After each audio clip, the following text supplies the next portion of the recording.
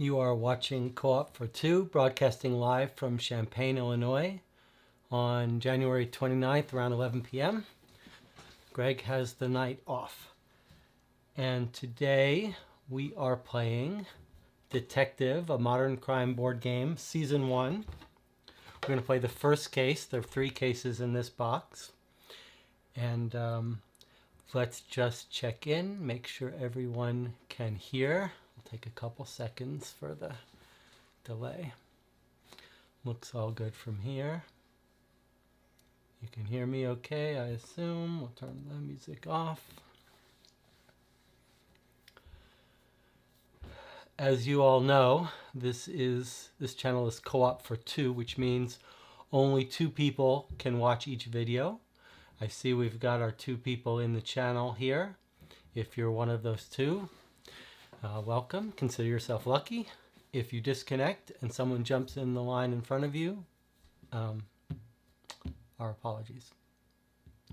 Let's see if we can get some feedback in the chat channel.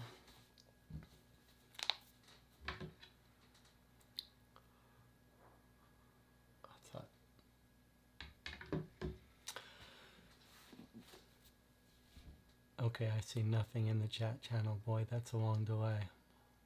Assuming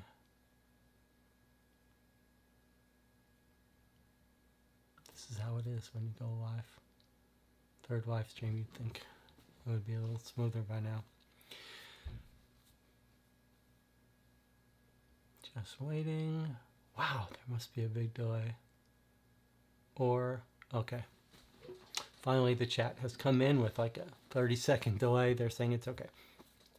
All right, so if you look at this box, we are playing Season 1. You can see Detective Modern Crime Board Game, Season 1. But this is actually the second incarnation of this game in only a year or so. So here is the big brother of that game, which is confusingly called Detective, a Modern Crime Board Game. No, Season 1. So this came out first. You can see bigger box. I think this one might have 4 or 5 cases in it.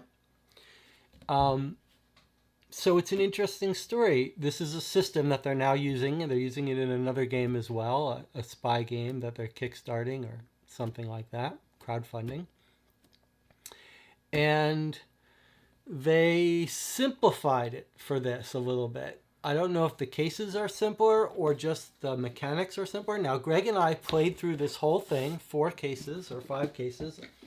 On Zoom, we played. It was the game we decided to play during COVID. So it is a fantastic game to play on Zoom. Both people have a copy of the game. That's how we did it. You both need to have a copy. But we probably took, Greg says, maybe 8 hours per case.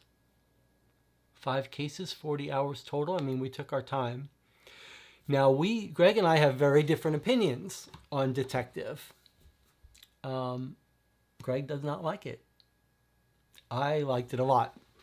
But we had a lot of fun playing it. It's just, in the end, we're going to have a huge review of these detective games. That's partly why I'm playing them on these live streams, is I want to get a broader view of them, and then we're going to have a huge long review where we discuss all of them and compare them. So we'll try not to do too much of that during this playthrough, but you'll probably hear me make a couple comments about the changes. I haven't played this before, so I'm very curious what the changes are. From a game design perspective, I want to see what they did to the game. It's also fitting, if you watched last week's live stream, we played almost the oldest of this genre of detective game, the oldest in terms of technology. We are going to play an older game that plays in the 1930s. And of course, Sherlock Holmes is set in the 1800s or so. But this is an example. That was old technology where you had paragraphs you looked up. This is the complete other side of that coin. This is a detective game what it's known for is embracing the modern era of detective. And there's an online website. That's why I've got the laptop here in front of me. So we're going to be looking up things in an online database, putting in some DNA maybe, looking up fingerprints, all online. And I will try to switch to the laptop frequently so you can see what that's like. So let's put the board away, the box.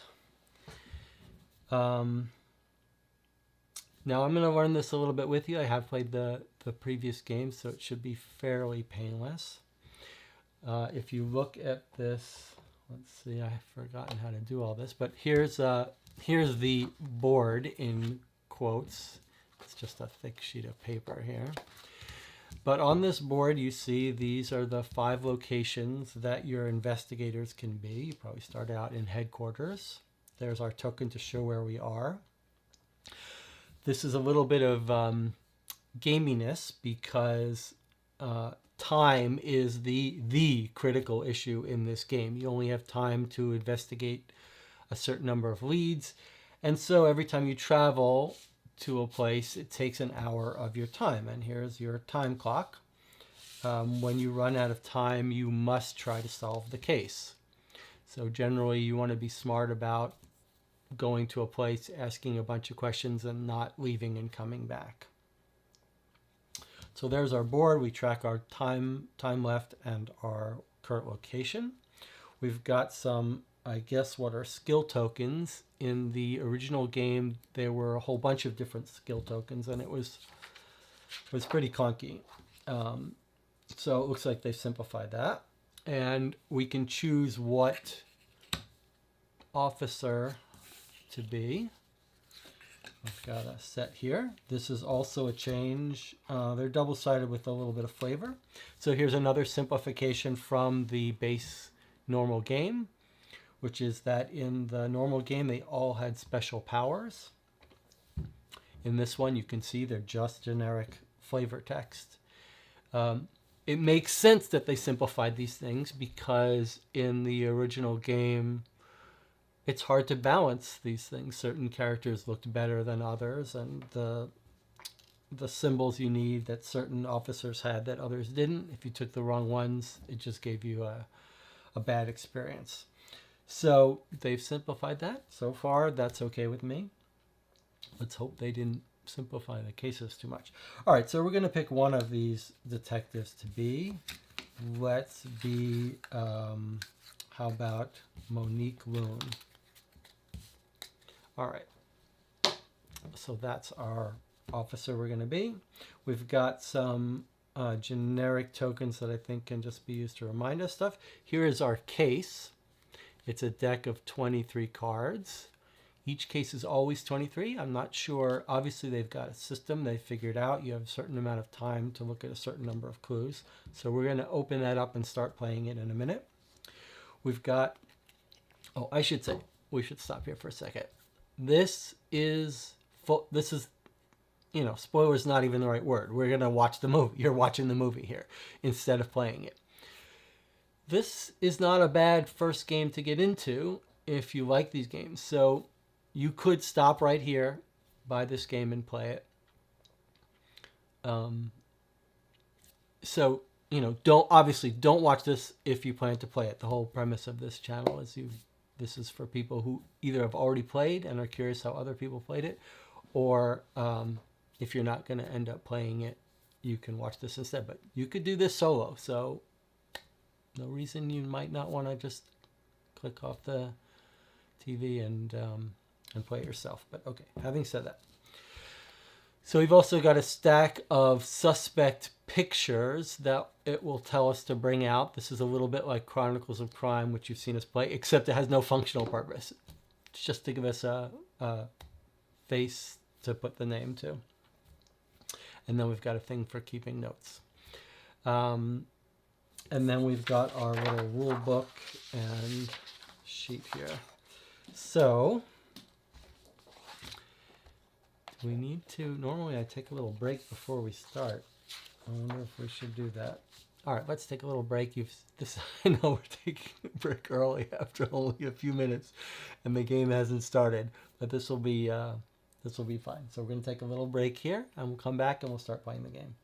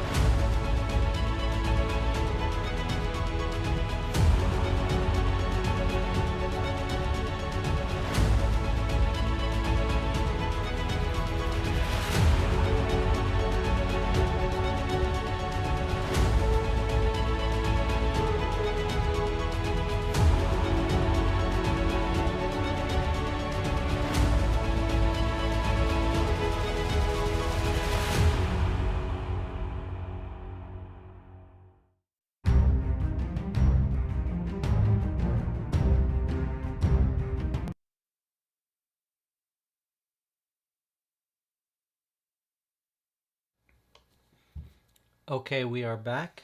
I see the comment section was talking about what drink I will be having.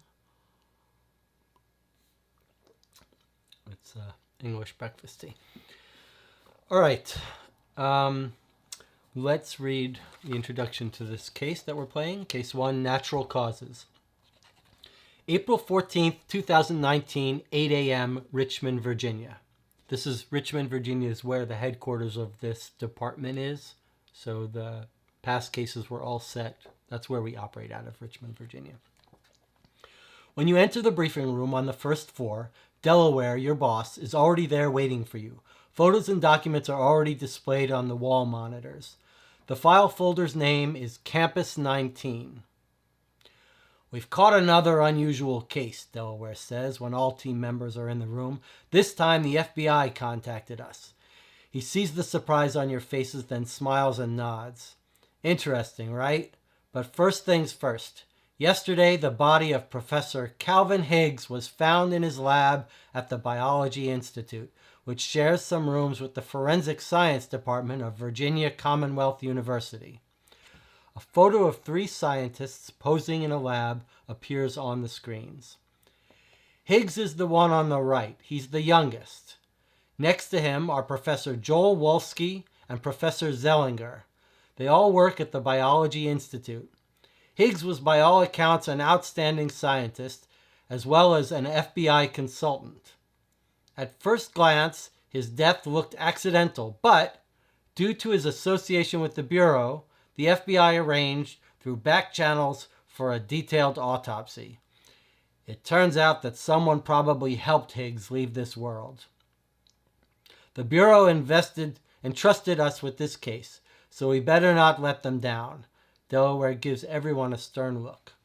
Photos of the university campus and its neighborhood appear on the monitors. Find out who murdered Higgs and why. I want a preliminary report in my hands as soon as possible. Good luck. Okay, so let's go to the top down and take a look at, there's our introduction, and we're going to read the setup. So the goal of the case is to find out who murdered Professor Higgs and the motive for the crime. We're supposed to place the time marker on 22, so we'll have 22 hours to finish the case. We put our car on campus. That's where we're going to start out. We get skill token 6 minus the number of players, so that's 5. We take portraits deck 1. That's what we'll be using for this case.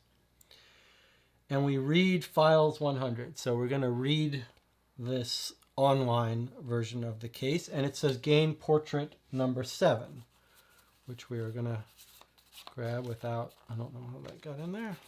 2, 3, 7. These are not sorted properly. Okay, portrait 7 is going to be presumably our guy who's been killed, and this is not in our game. All right. It's tricky to play this and read it because I read it and I'm not paying much attention to what I'm reading, but that's what the chat comments. You guys will solve it. I'll help. I'll run the case. You guys actually solve it. So this guy's killed the youngest. He's got a photo with 2 other professors. Obviously, they're going to be suspects for us. But he was an FBI consultant. Okay. Let's go read files 100. All right. So we're going to now switch over to the database, which I hope you can see here now. This is the online program, and I would love to see if I can't, I'm trying to think what the best, so okay, I can put it in a picture-in-picture here. I can actually, let's see just for a second. This would have been good to do all this ahead of time, but we didn't. Let's see if we have some other options here, picture-in-picture options. That might be better for you. So, all right, so we could do that when we want to. And now let me just Okay, so there's the database. That's the website you can sign up for. You make an account and you play all the games, and we're on natural causes. So we're already loaded into the game we want. You can see on the left here, I can't really see it on my monitor, but you've got different sections that you go to put in certain information. Personal files, files questioning, signatures, that's the DNA, and like fingerprints and stuff. And then like the game we played last week, or sorry, not like the game we played last week, like Sherlock Holmes and most of these games, when you're ready to solve it, you answer questions and you get a score based on how many questions you got right. So this tells us to start the game by reading files 100. So we go to files, the files tab, and we type in 100 and we hit search. Okay, not very useful. It says, prepare your notebooks and pencils and get some good coffee and get to work. On behalf of the authors of this game, best of luck. Okay, well, that was not, I thought it was going to give us a little more flavor. So, but that's how the database works, and I'll turn it on when we read it. Hopefully you can see it when it's that small on your large screens, but I can switch to it full screen if it's a lot to read. Let's see, let's go back here for a second. So the mechanics of this game, we've got this deck of cards. And the key mechanics are that we go to a location, we read a clue, and then we're going to get more clues. And occasionally we'll get something that allows us to dig deeper, which is sort of forces you to make a decision and spend an action right at that moment. You can't put it off. The other leads we can decide when we check them out at will. Now, if you look at this introduction, in addition to that stuff it told us, we've got further leads right here. And this is how this game works. So we've got, I'm going to read you the leads here that we have, that we can go check out. We've got lead number 101 in the lab. So we normally keep track of the number and where it is. And we'll just keep a running list of those leads, and then we'll chase them down. And we're not going to be able to follow every lead in this game. That's sort of I guess that's the crux of all of these games. If you could chase them all down, you'd just be reading a story, which isn't terrible. But the gamey part of this is deciding which lead to follow down. Okay, so 101 in the lab is the medical report. This is going to be his autopsy. Okay. 102 is examine the crime scene. And that's on campus, which is where we are. 103 is ask the FBI about his work. Can you hear my stomach rumbling in the mic? Is the mic good enough to pick that up? Hopefully not. And that's in HQ. And then lead 104 is local police. And that's at the police station. Investigation. So that's the initial investigation. Okay, so we've got 4 leads we could start tracking down. Remember, to travel, we'll spend an hour. And then when we look at a lead card, it'll tell us how much time that lead took. When we get down to here, we have to solve the case. So we're at the campus. It makes sense to do that clue first. So let's go, we're on campus. Let's go look at the crime scene.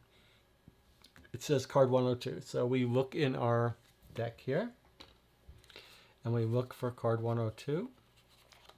These cards are double-sided, and it's important that you keep track of what cards you're allowed to see the other side of and what side cards you're not.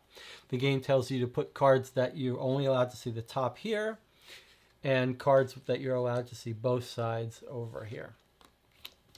Okay, so we've got this lead. It tells us at the very top that this lead took 1 hour. So we have to advance the clock 1 hour. And it looks like I may need my glasses for this. And since you're not going to be able to read it on screen, we'll just switch over here.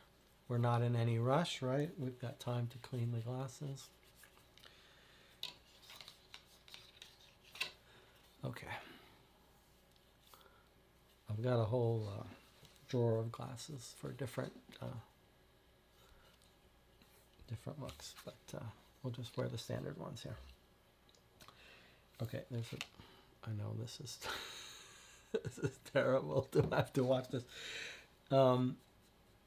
So I'm rewatching I'm rewatching one of my favorite shows to hate watch, which is a show called Newsroom, which was on HBO, and it's absolutely terrible. It's pretentious. It's Aaron Sorkin, who did West Wing, which I also can't watch for same reason. Zach loves it. I know he's listening to the channels. He is going to be heartbroken to hear this. But Newsroom, it's so pompous and pretentious and self-serious. It's just, but for hate watching, you cannot do any better. Okay, here we are on campus at the crime scene. That's where I found him, the cleaner says. It was before 7 a.m. So we should probably, let's make a page for our clues, and then let's make a note. So his body was found at 7 a.m. Body found. That's why it helps to play these with two people. One can read, one can take notes. That's where I found him, the cleaner says. It was before 7 a.m. The woman opens the door and leads you to the laboratory. The air inside is refreshingly chilly, but smells strange. It's all chemicals, the cleaner explains, noticing your expression. They do some awful experiments here. I don't even want to know about it. You look around the spacious, well-lit room. On the huge laboratory table, there are microscopes, plastic containers for specimens, blank monitors, as well as files with notes and various smaller things. There is a huge freezer in the corner, and on several shelves of the wall are rows of glass jars. When you get closer, you realize that they contain preserved human parts, kidneys, livers, eyeballs, whole hands, and feet. His office is in the north wing, but he didn't spend a lot of time there. He spent his days here with Professor Zellinger and Dr. Wolski before Wolski moved to Chicago. Which desk belonged to Higgs, you ask, trying to ignore the jars and their contents. This one, she points at the last laboratory desk next to the window. You look outside. Students' faces glued to their mobile phones are lying on the grass. Students, faces glued to their mobile phones are lying on the grass, surrounded by flowers. The scene is beautiful, calm. Did someone clean here after Higgs was found, you ask, drawing a circle with your finger, making it clear that you mean the whole room? I mean, at first, I thought that the professor just fainted and that it wasn't anything serious. Once the ambulance left, I came back to do the cleaning because they sometimes check. It's not that easy to get a job like this. Then I heard that it was a heart attack and that he died. And now they say he was killed and that I shouldn't have touched anything. But how could I know that? She seems worried that you'll reprimand her. You reassure her that she couldn't have known. Unfortunately, you know you're probably wasting your time here. You won't find anything. You're 2 days late. There are several old coffee stains on the desk, but it has clearly been cleaned. The trash bin is empty. The keyboard is spotless. If there was a clue here, it's been swept away with the dirt. All right, so she cleaned. She said we're 2 days late. Is that right? Have we been called in 2 days? Yesterday the body was found. All right, so it's 1 day late. And I guess she found him the morning after. So he was dead for 2 days and she cleaned. Okay, so let's take a look at this card. So you can see. I don't know if it's set not to autofocus. You probably can't see. But we've got a dig deeper thing here. It's a little arrow and a thing. It says we could spend a token right now We have to decide now before we follow any other leads. We could spend a token, we've got 5 of them, to keep looking for clues, even though it is clearly said, the game has been telling us that there are no more clues here. So I don't know. Do you think we should dig deeper and look for more clues, something that was missed or not? The other thing on this card is further leads. Now, these are leads we're going to write down that we can check at our leisure. This is the only one we must decide right now, and obviously it's got a limited resource, and it will also cost us time in addition to the tokens. But let's write down our other leads that we've learned from this card. So we followed up lead 102. So I'm going to cross that one off. And now let's look at these other leads. We can examine the security camera footage, which is 111 on campus. So again, on campus, there's the security cameras. We can follow up lead 108, which is also on campus, which is to talk to Professor Zellinger about Higgs' final days. Talk to Zellinger. Okay, he's the guy who stuck around. And then lead 119 is also on campus, so lots of leads on campus, which is go to Higgs' office. Go to Higgs' office and talk to his assistant. Office assistant. Okay, so we've got lots of leads to follow while we're on campus. But now we must decide. Do we want to keep looking for clues in this lab? That is the question. I hope the chat is going to chime in. It looks like they're not. They're talking about Star Trek Discovery. So that's how compelling this case is.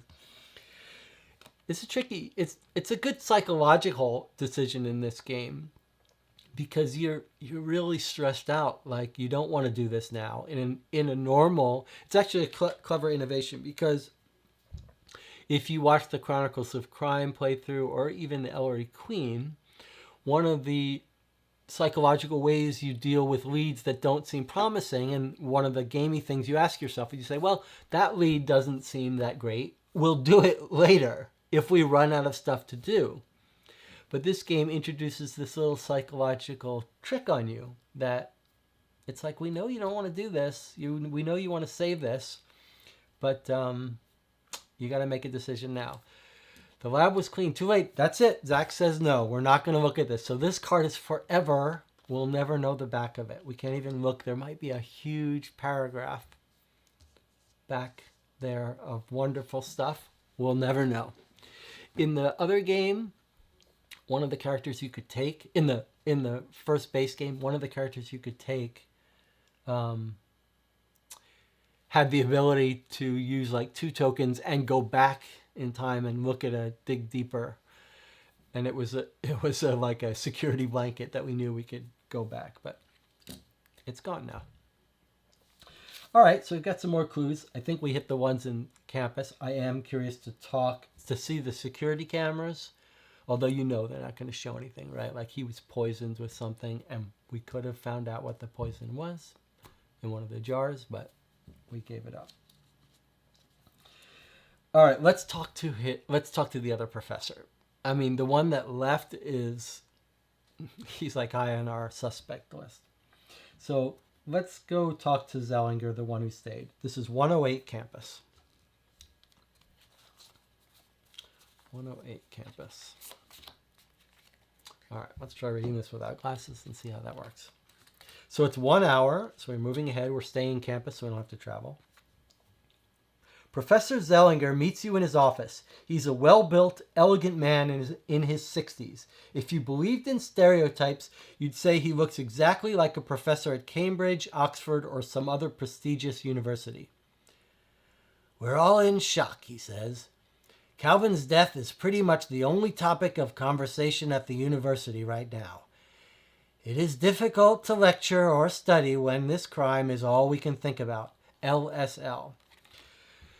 So when you read an interview or you talk to someone, occasionally it'll tell you whether your expert opinion or the expert opinion of the interviewer detects they're at high stress, low stress, or medium stress. So low stress level, he's not stressed, he's probably telling the truth. High stress level could mean they're lying or it's very emotional. Okay, so that last statement is low stress. Did you notice anything peculiar before or after Higgs' death? Oh, this is us. This is why I should not do the voices. Did you notice anything peculiar about or after Higgs' death? Any suspicious behavior? Zellinger looks out the window, lost in thought for a moment. I was surprised by Barbara's visit. What do you mean? Higgs' wife showed up at the laboratory the day we found his body looking for something. Medium stress level. Did she say what she was looking for? Some papers. She didn't want to tell me anything. She searched his desk, found nothing, and left. Medium stress level. You'd been working with Higgs in that laboratory, so you must have spent a lot of time together. We work at different institutions, researching different things. In fact, that room was the only thing we had in common. But I know what you mean. Usually I don't like poking into someone else's business, but taking the current circumstances into account, ... medium stress level. Zellinger pauses dramatically.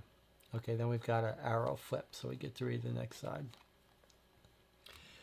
Calvin was involved in some shady business with Epic's Touch. So he's told us some company name or something, Epic's Touch.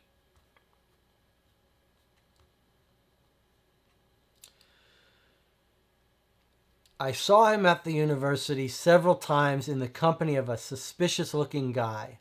Salt and pepper hair, late 30s, nicely dressed. They met in the lab, and every time I came in, they left. What kind of shady business? Well, I'm not a gossip, but I understand how serious this situation is. Higgs was selling them some data. He once mentioned, half jokingly, that their stocks were going up and that he would have to ask for a bigger share. It was an incredibly awkward situation, if you know what I mean. High stress level. Anything else? That ill-fated day, Calvin got a package from a courier. LSL, low stress. From whom? I can only guess. I never touched it. Who do you suspect? Epic's Touch. High stress level. Gain portraits 1 and 4. Okay, so our guy was doing some business on the side with this company, Epic's Touch. EPIXTOUCH. Gain portraits 1 and 4. Okay, so portrait 1. This must be Zellinger. She's a woman. She must be a smoker, according to my voice that I've been reading. And here is the salt and pepper hair guy. So this is our professor. Okay, here's our professor. Then we went and talked to Zellinger. That's her with the cigarette habit. There's the guy she saw him with.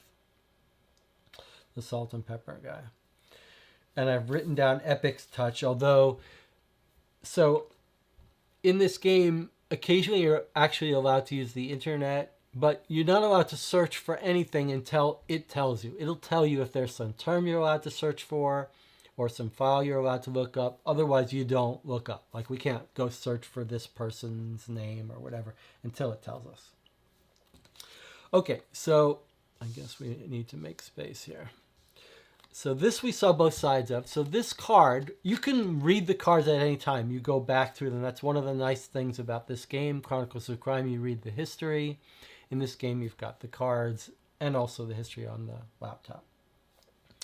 So this card that we saw both sides of actually had some more leads to follow.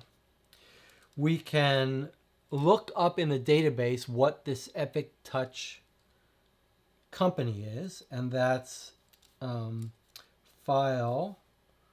It's called Other at 108, so we could look up this file. Looking up files doesn't take time. Or we've got another clue. Try to find more information about Higgs's package. This is clue 112 at fieldwork. So, I mean, that package seems huge. Some of these locations, like the fieldwork, it tells you. I'm not sure it told me in the season 1 instructions, but in the original game, certain locations take longer. Fieldwork tends to take longer. All right, so we just did the talk to Zellinger clue. So I'm going to cross that off. And we've got 2 new clues. So we might as well use the clue that takes no time, which is to look up something on the database. So let's look up this company that he was having. I can see in the comments we have to go back and read the back of that card. No, it's gone. You can't go back. But we are going to switch to the laptop and we're going to look up this file on this. So it said other 108. So let's go here and look up other 108. And let's see what we got. Information on Epic's Touch. Established 2013, so 6 years ago. Their headquarters are in the same location we are.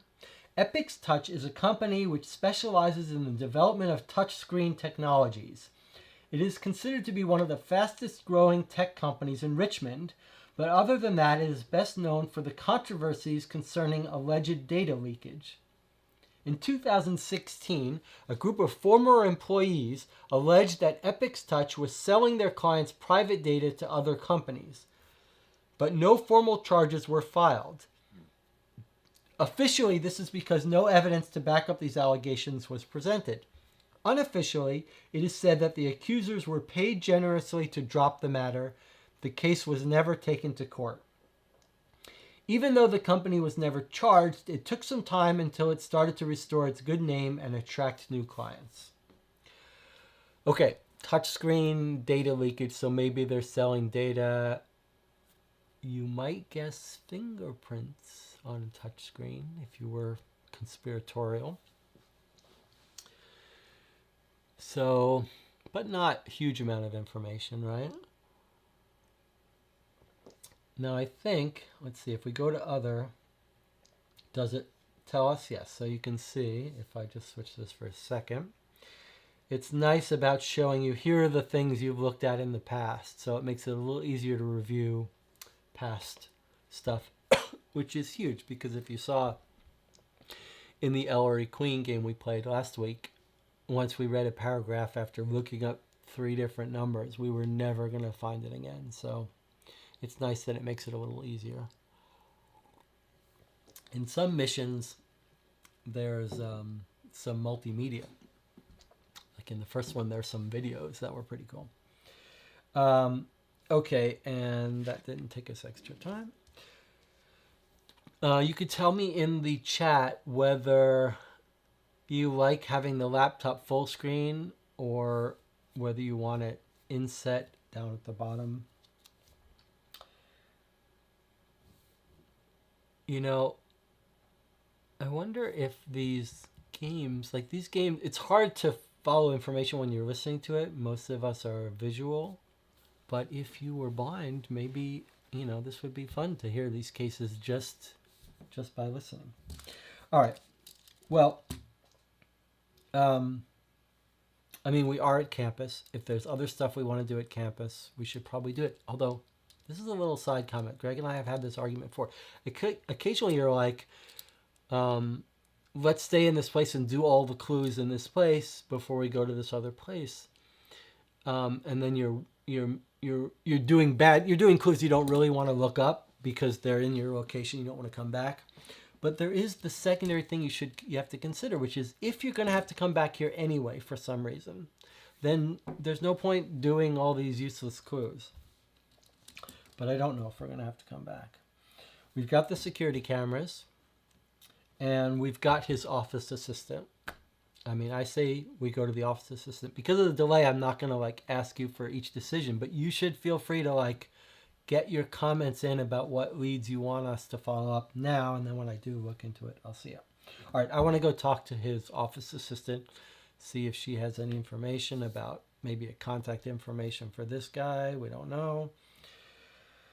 We're on campus, so we don't have to travel. It's lead 119.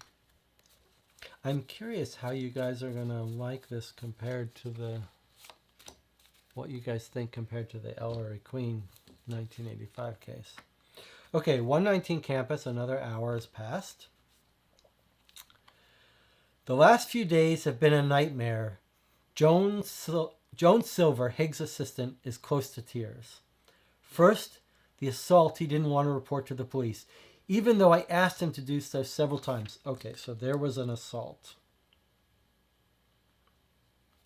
I hope you guys are taking notes during these cases. First, the assault he didn't want to report to the police, even though I asked him to do so several times. It must have been those thugs from Casino Royale. Now he's dead. That's a James Bond movie, right? All right, let's write down Casino Royale in case it's real. Can we see his appointment book? Yes, of course. You look through his schedule of the past few weeks. The first thing you notice is a meeting recorded for April 11. Lang, Police Station, 9 a.m. And 3 meetings from March recorded as R, Coffee Haven. All of them 2 hours long. Okay, so April 11th, the current date is April 14th. So April 11th, he's actually at the police station talking to someone named Lang. And then a meeting recorded from April 11th, 9 a.m. Okay, so that was 9 a.m. And then 3 meetings from March before that, recorded as R, Coffee Haven, or Coffee Heaven. I guess it's Coffee Heaven. Haven would be spelled differently. All 2 hours long, so long meetings at Coffee Heaven. These meetings, you point at them. Who were they with? Who is R? I have no idea. Mrs. Silver, this is a criminal investigation. She hesitates for a minute. Epic's touch.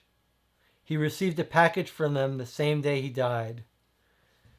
What was inside? I didn't open it. It was a padded envelope. There was something like a cell phone inside, but much lighter. A cell phone, but lighter. What's a cell phone, but lighter?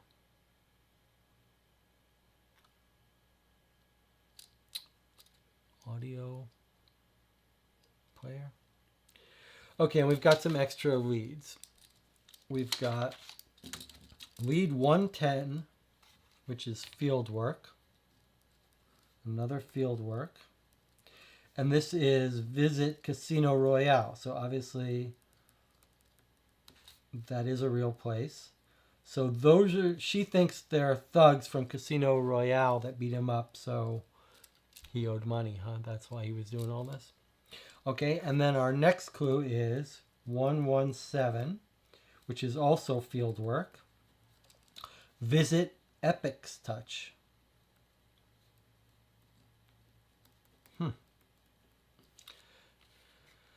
So we can't flip this up. There might be stuff on the back. Sometimes there isn't. Which one do we put on the left when we can see the whole thing and on the right when we can't, or is it vice versa? Doesn't matter as long as we remember. This is where we can see it both sides. This is the one we can't. All right, so we looked up the file. We can cross that out. We talked to his office assistant. We can cross that out. So what do we know? We know that he got beat up and went to the cops about it, although she says he didn't want to report it. But maybe he did.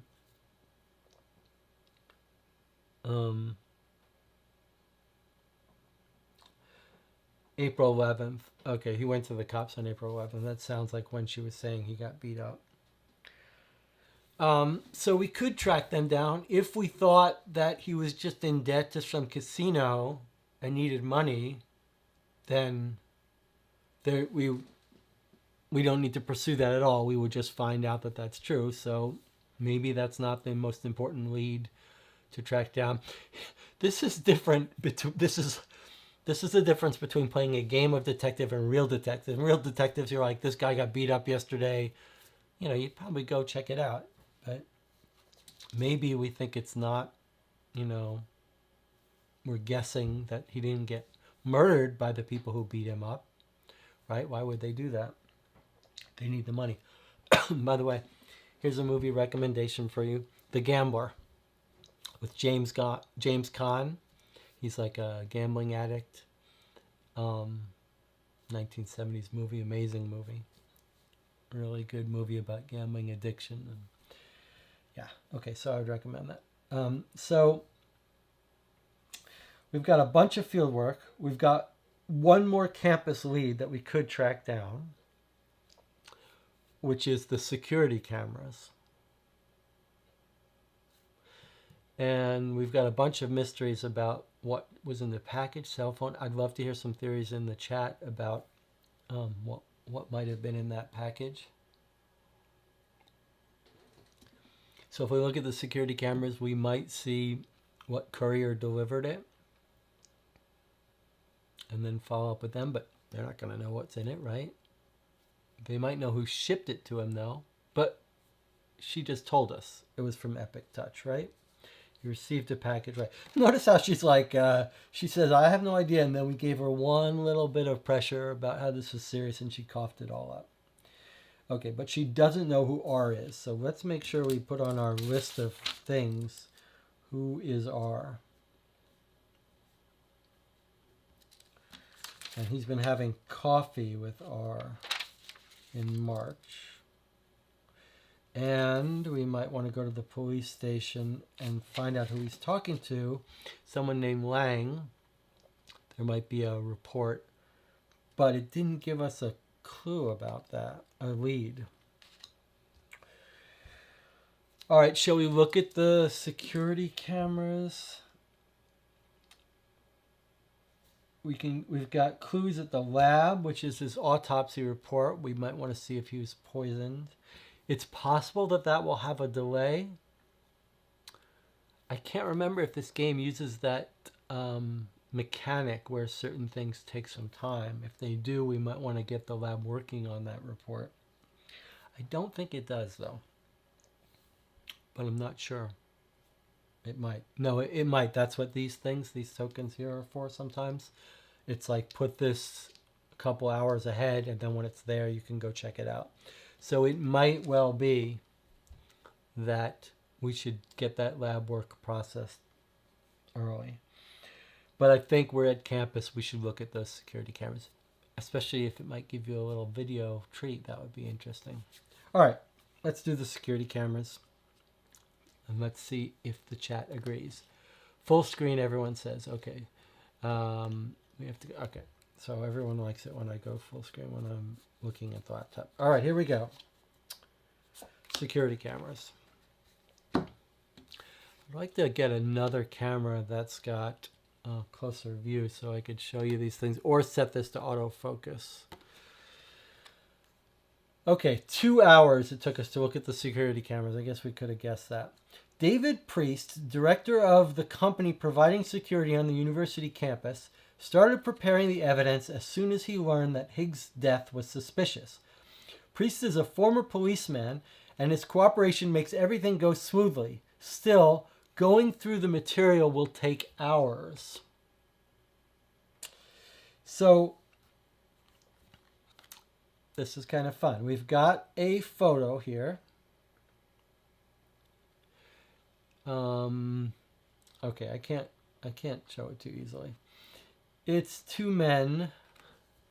It's two men talking. They're in the corner there. Two men talking. It's got a date, 4/11. So this was, I guess, probably when he got beaten up. And we've got 3 files we can read. Those are all free times. These are going to be the security, maybe looking at different minutes of different sections of the security footage that this guy has nicely isolated for us. And then we've got to dig deeper, which we can only do once. I mean, we must do now if we're going to do it. But first, we're allowed to finish resolving this card. We just can't check out a different lead. So let's look at these files and see what's on this security footage. So you're going to get to see some stuff here. All right, here we go. So we've got 3 sections of tape here. So first one is 111A. All right, good. Oh, it's some video. Okay, it's only available on YouTube. Okay, that's fine. But what I do need to do is give you... You think it's going to have audio? Probably not. Let's try it.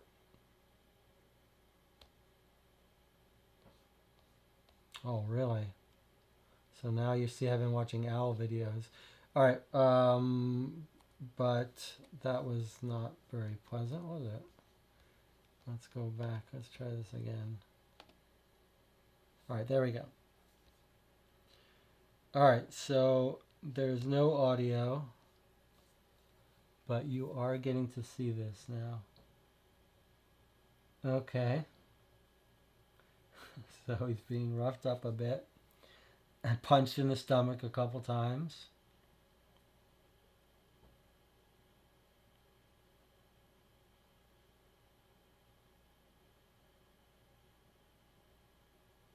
Alrighty.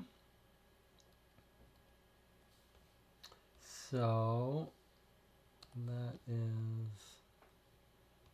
that was the first file, him getting beaten up by someone.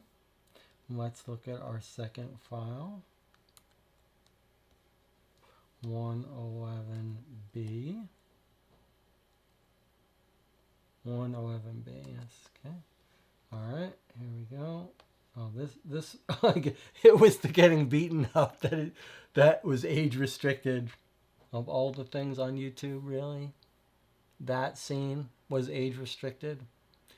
Search for like sexy cleaning or something. You'll see some other stuff on YouTube that needs to be age restricted. All right, let's look at this. There's no sound, by the way.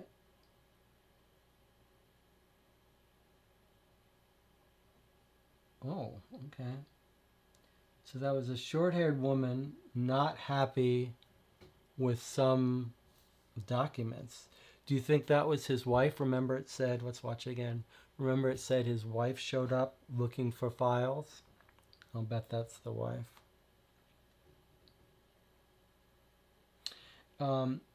It says camera 2. It says 11. Oh, it does have a date. Sorry, it did have a date there. It was a little hard to see. 4/11. These are all from April 11th. Oh, you're not seeing this. Okay, sorry. I don't know if you saw any of that. Let's watch it with you. Here we go.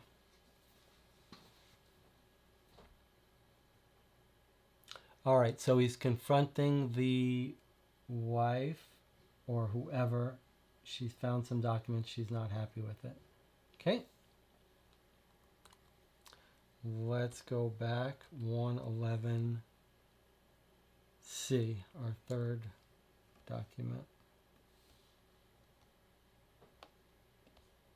Let's see what we got here. All right, this is someone else. He's following someone out to a car, yelling at them to come back.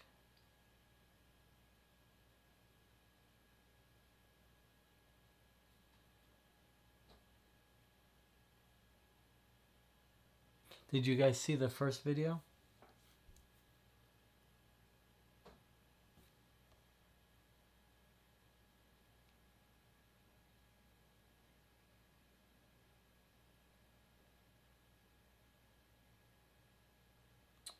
Shall we watch that again? He's following someone out. This is at 6:38 p.m.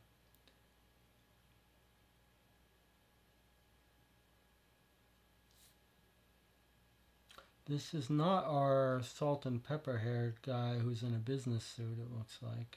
But it could be, I guess. Let me know if you guys saw the first video. If not, I'll replay it.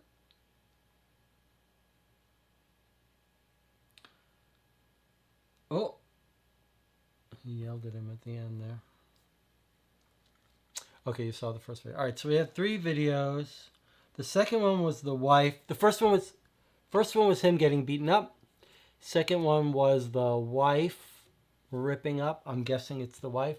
The third one was this guy who, he doesn't look like he was really arguing. Maybe arguing, but not like super heated.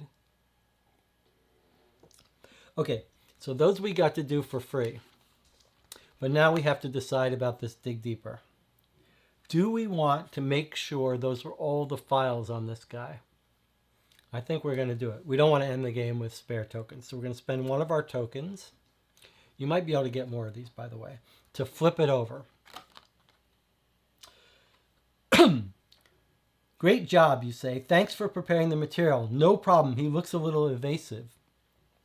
Is that all, you ask, putting a bit of street in your voice? Yes. High stress level.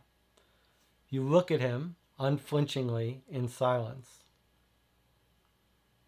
After a moment, Priest sighs. There was more footage. Was? Seed deleted it. Seed? The janitor. He had an argument with Higgs. There was footage of him punching Higgs and pushing him up against the wall the day before he died. When Higgs was found, Seed got scared. He came here and deleted the footage from the archives. How did he get access? Why didn't you mention this before? He's the head janitor, so he has keys to every room in every building. I don't think it has any bearing on what happened with Higgs. There was something personal going on between Higgs and Seed's daughter. Seed decided to make it clear that he didn't like the fact that a married man was messing around with his daughter. Low stress level. Okay. So that sounds like probably it's not going to be related to our case, but you never know. You never know. All right, so we saw both sides of that, so we put it here. And we looked at the security cameras, so I'm going to cross that off. Now, we can go back and look at the security cameras anytime we want. It would be nice to get a lock on the time frame a little better. She says, our assistant says April 11th is when these things happened. April 14th is when we get called out. He was killed on the 13th, she says. Or found on the 13th? Found on the 13th. So killed on the 12th. Right? So you've got videotape on the night of the 11th. Killed on the 12th. Found on the 13th. We're called on the 14th. Okay.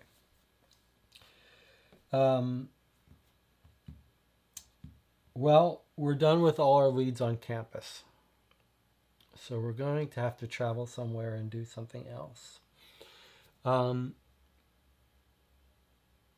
think maybe, unless we think we're going to have to go back to the lab, maybe it makes sense for us to go to the lab if we're ever going to go there, in case it's going to take some time to do the autopsy. So we're going to go to the lab. So we travel to the lab, right? And we spend an hour to do so. And then we look up lead 101, which is the lab. And you guys can write in the comments what lead you want us to go to next when we leave the lab. All right, here's the lab. So the lab takes us an hour, it says. Takes us an hour. So we're going to move yet ahead an hour. We're already down a third of our time. Silence fills the empty dissection room. You wait for the Higgs autopsy report. These are all the documents, says Dr. Jefferson, giving you the folder. This guy had an awful week. What do you mean? Jefferson goes to one of the freezers, opens it, and shows you the body. He was brutally beaten a few days ago. The doctor points out numerous bruises and scratches. 2 of his ribs are broken. That was the punching we saw, I guess. Everything's in the report. It's unlucky for the murderer that the FBI got involved. At first, it looked like an ordinary, if severe, allergic reaction. Were it not for the autopsy, no one would have known that he was given something. I see. Anything else? Higgs had an iPhone and a wallet of documents with him. We secured them. She said it was a cell phone but lighter. Does that just mean it was on an iPhone? Can you imagine they're getting paid by Apple to say like it was so light? Is someone going to tell us at some point like how wonderful Apple products are? We don't like Apple. So okay, so we can read the autopsy files, which are 101, and then we can examine the iPhone and the documents, which is other 101. And then we've got to dig deeper. We can ask about the drug we're going to find. But let's start here with these free ones. Files 101. So let's read the autopsy report here.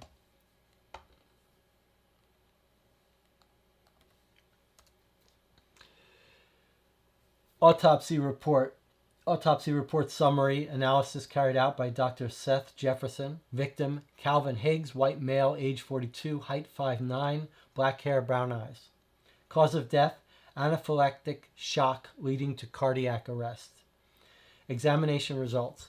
The autopsy revealed laryngeal edema and myocardial ischemia. Antibodies specific to apitoxine were found in the victim's body. So that's the drug, apitoxine. The victim died between 5 p.m. and 6 p.m. There were visible marks of assault on the victim's body, several scratches and swelling, 2 broken left ribs, grazed skin on the right side of the skull, and a split lip. The evidence indicates that the victim had been attacked approximately 48 hours before death, but that these injuries did not contribute to his death. Other information, victim's fingerprints. Okay, so we've got a fingerprint match. So we don't have to write this down. We just say add to match. And it adds it to our signatures here. Fingerprints are SD type, then DNA is sDNA. These are acronyms. I forget what they stand for. And material is SM. So right now we just have some fingerprints.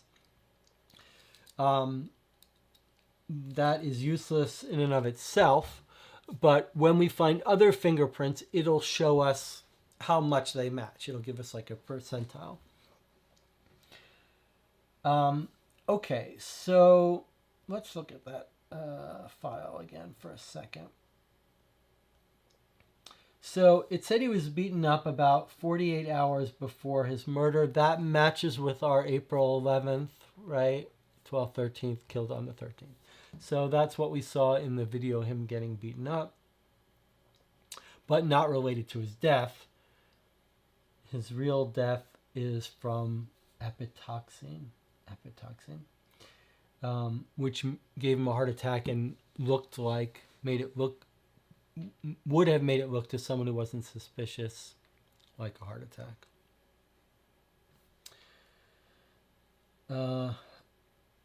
And we know his fingerprints. Okay.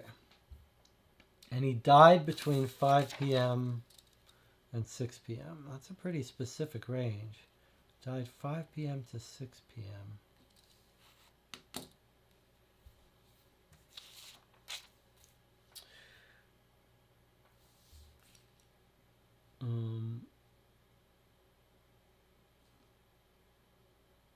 Okay.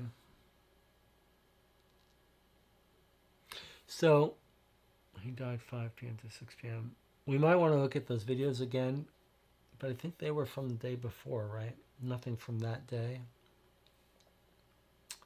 Okay, that was his autopsy report. Let's look at the other file of his iPhone and documents.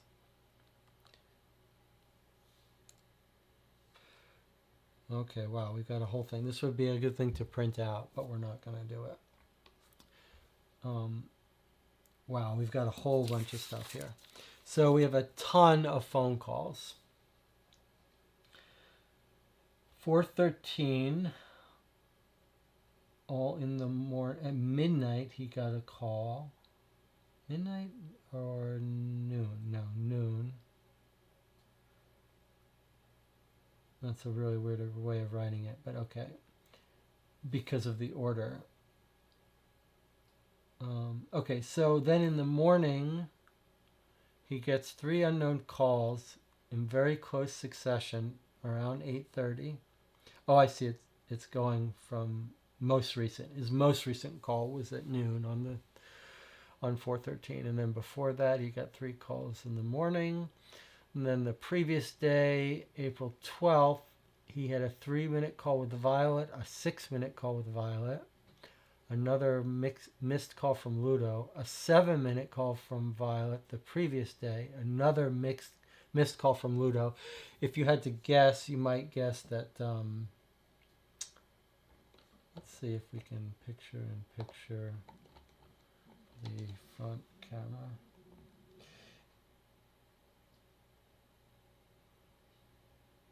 Where's my picture source front? Okay. And then picture upper right. Okay. So if you had to guess from looking at this, which we don't have to guess, but if we wanted to guess ahead of time, we might guess that Ludo, the ignored calls, might be the person trying to collect for the gambling debt. And Violet might be someone he's seeing that the wife was upset about. Okay, so lots of calls with Violet. He does have a 1-minute call with Ludo that gets through. Those are his incoming calls. His outgoing calls, his latest one was on 4/12. 1-minute call with Lang, if you'll remember, that was the police detective. 3-minute call with Richardson. Do we know who Richardson is? I feel like we should, but I can't remember. Please in the chat remind me who Richardson was. And then more outgoing calls to Ludo.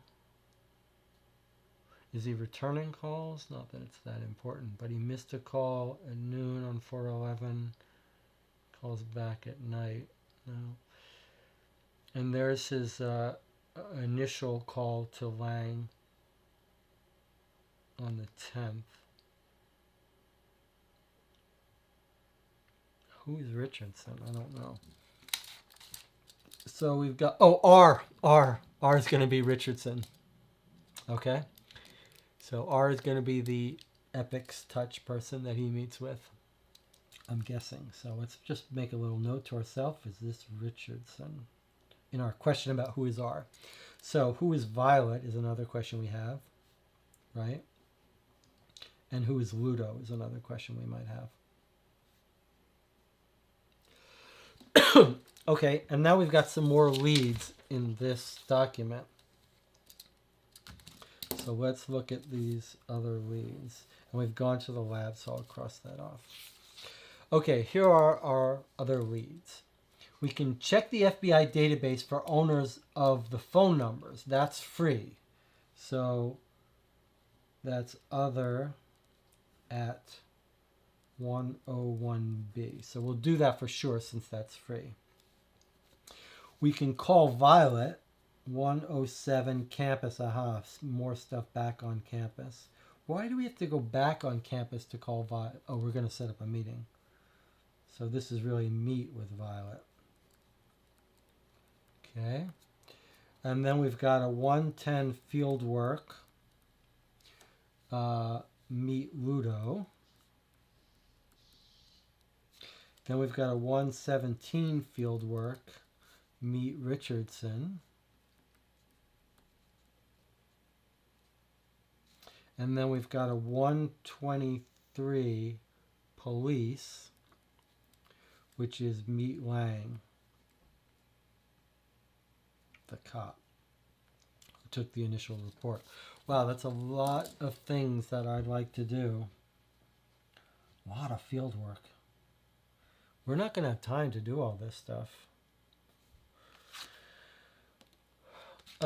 Okay, let's look at this free one, which is other 101B.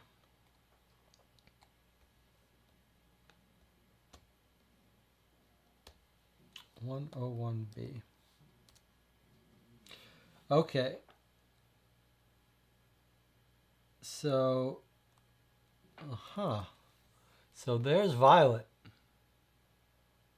Violet Seed, 24, works at the Von Kahn library next to the university. Oh, that's the daughter we were hooking up with that the head janitor got upset about. So you would think it's going to tell us to pick out her card. There's Ludo, works at Casino Royale as chief of security.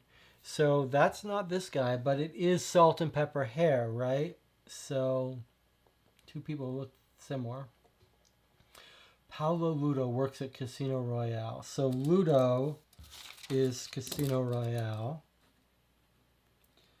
right? Which we think he probably owes. I'm guessing that he owes money.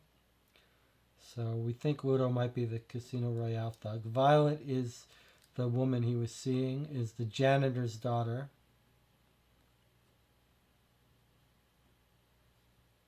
Janitor's daughter that he might have been having an affair with. Did it say that it was his ex-wife already or his wife? Okay, here's Richardson. Tom Richardson, 36, former CIA employee and currently a private contractor for Epic's Touch. So, yeah, that's probably going to be our guy he was meeting at coffee. Former CIA. What was the other connection to the CIA? Oh no, he was hooked up with FBI, our doctor, but this guy's Epic's Touch is CIA people. Okay, Lang works for the police station, police department, and the detective. So I guess it's not telling us to get these cards out. These are additional ways to get cards. These are virtual cards, is what I'm saying. All right. Well, we've looked at that file. What about the iPhone? Right? It told us there was. No, sorry, I clicked the wrong button.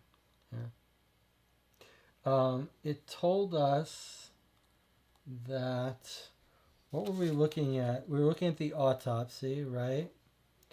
And that told us Files 101.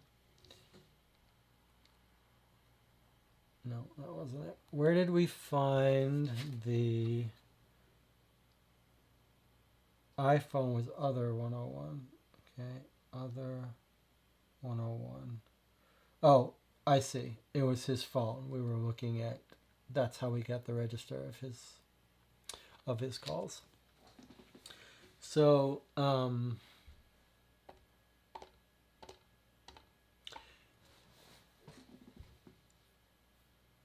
he wasn't sent the iPhone in the package. That's his phone, and she said it was lighter than a cell phone.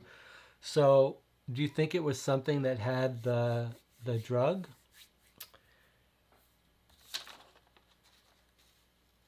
Or could you imagine you would get it from touching the touch screen if there was poison on it? I am curious what was in that package. All right, so we could go. The only clue that's at campus is the daughter, is the woman he might have been having the affair with. Now, you might think that that's just a red herring path that we have no need to follow up on, which I generally would subscribe to, except you know how these things work. Frequently, the person who's having the affair might be confiding in that person information. So it wouldn't be that surprising if this is the girl he's having the affair with, that he might have told her stuff that he wouldn't have told someone else. Like, I'm in trouble, or I don't trust this person. So I don't think we rule out talking to her, but we're not going to go back all the way to campus just for her. But we have nothing to do in the lab. We've got a whole bunch of stuff that's field work, though. And then we've got the police station.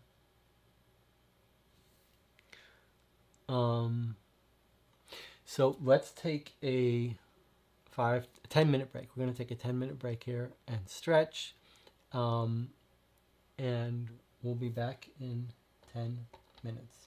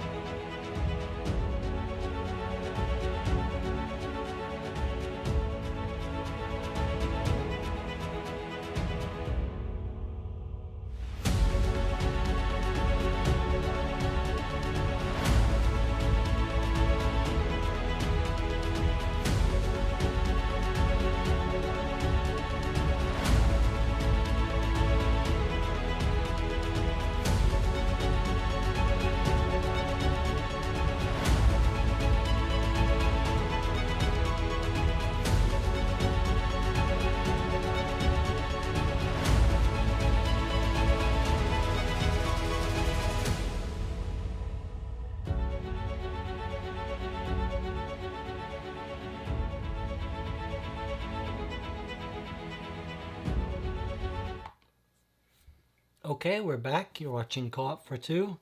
We're doing a live stream playthrough of Detective: A Modern Crime board game, Season 1, Case 1. We're about a third of the way through according to our time tracker. Hopefully everyone can hear me all right.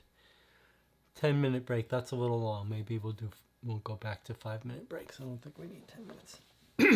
Okay. We almost forgot at bottom of this card, after we looked at the autopsy and the phone records, there is a dig deeper. We can now, we must decide now before we go anywhere else, whether we want to dig deeper to ask Jefferson, the forensic, the autopsy, about epitoxin. Since we can't look it up, I think it makes sense. We've got 4 of these. I'm going to ask him about it. Maybe he can give us some information we need about whether it can be absorbed through touch, if it has to be inhaled. So I'm going to spend a token, and we don't want to end the game with these. We spend these to dig deeper. That's the only time we spend these. So I spent 1 to flip this over and look at the back of this. This makes me immediately have regret that I paid for it. It says, bee venom is very toxic. It's bee venom. Jefferson explains, it's dangerous even for those who aren't allergic. It's a strong allergen that can be stored in crystalline form. It dissolves in water. With Higgs, the reaction would have been immediate and death would have occurred within minutes. It contains histamine, dopamine, melatonin, ... Jefferson enumerates a few more spine-chilling names, but you ignore him. You remember 2 facts. The venom can be stored and it dissolves in water. Okay. So there are actually 3 facts there that are of importance for us. It can be stored, meaning transported in crystalline form in powder or whatever. You mix it in water. We don't know if it would be tasteless, but dissolves in water. That would be a good way to poison someone. And, very importantly, reaction immediate.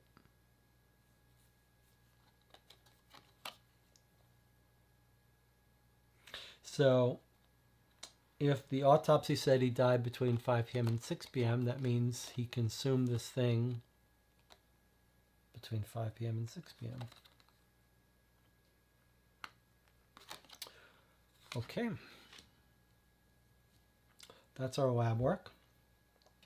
Now we have to decide where to go next, what lead to follow next. We've got a whole bunch of field work, including Epic's Touch and looking more into the package, which for me are sort of high priority. Then we've got the campus to meet Violet. And then we've got Richardson, which is also field work. That's like Epic Touch. Oh, I see. They're the same number. We've got lead 117. We came about in 2 different ways. Oh, I see. And so is 110. So 110 and 117, we had 2 ways to get to them. One was early on, we heard about them, and then when we looked through the phone records. Now, I do think we're going to have to go back and look at those phone records a little more carefully to see like who's the last person he talked to. But these are duplicative, so I'm going to erase this. Just going to put a note here that the Casino Royale is the same location as Ludo.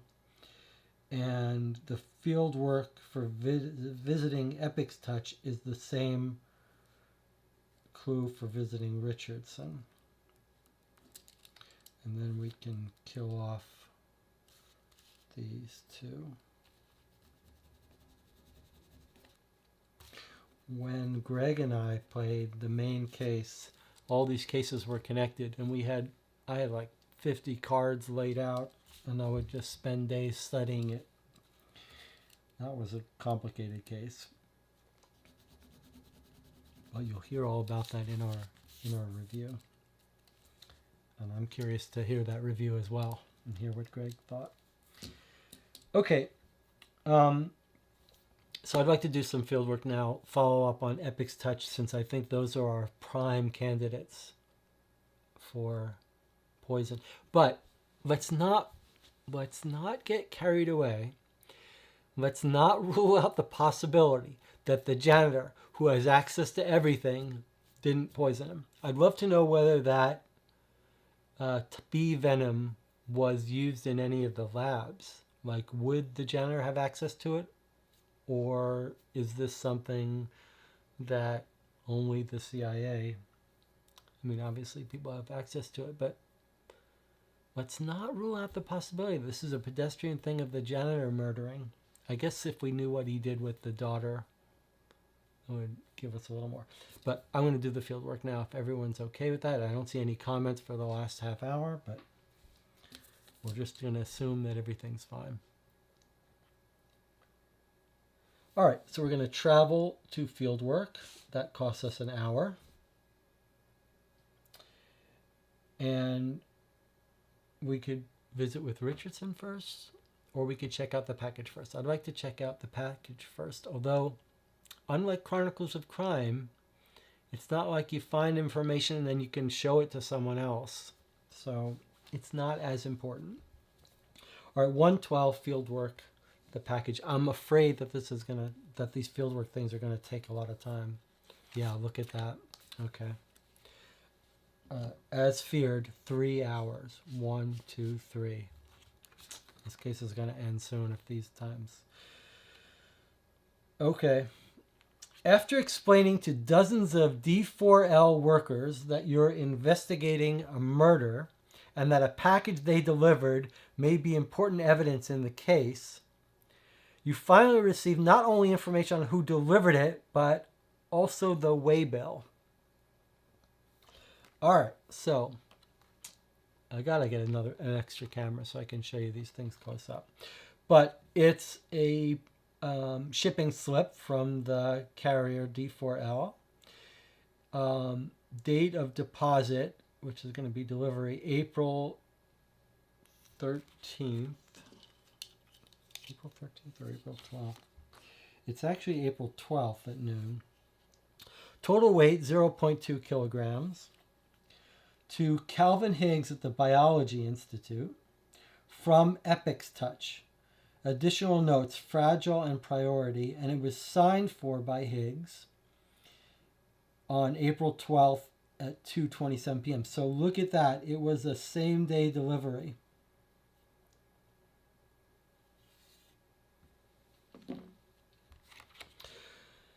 But more importantly, we've got a very interesting decision here, because a dig deeper, it's not a dig deeper, it's actually a further lead, so we don't have to decide right now. But we can get a warrant for 2 tokens at the police station to search the Epic's Touch offices. So we might want to put these aside so we can do that. But wow, that would use up huge tokens. We'd have to go to the police station. And what are the ramifications if we get this warrant based on no information? But wow, same day delivery. Now, I'm still a little unsure on the timeline of his death. I think it's saying that he died. The only confusion is sort of the days here. We get called on the 14th, right? And it says that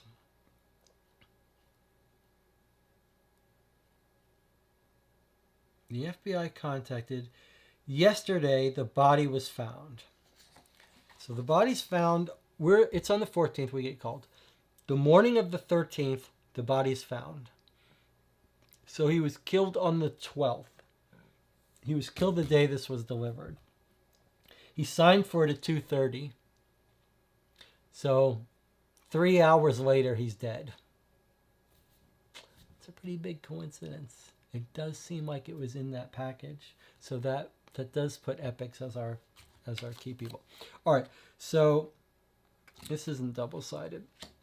We have to remember, I mean, this is the lead we really don't want to forget that we have available to us.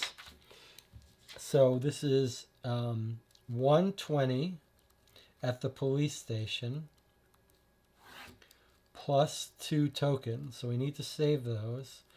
So warrant for epics.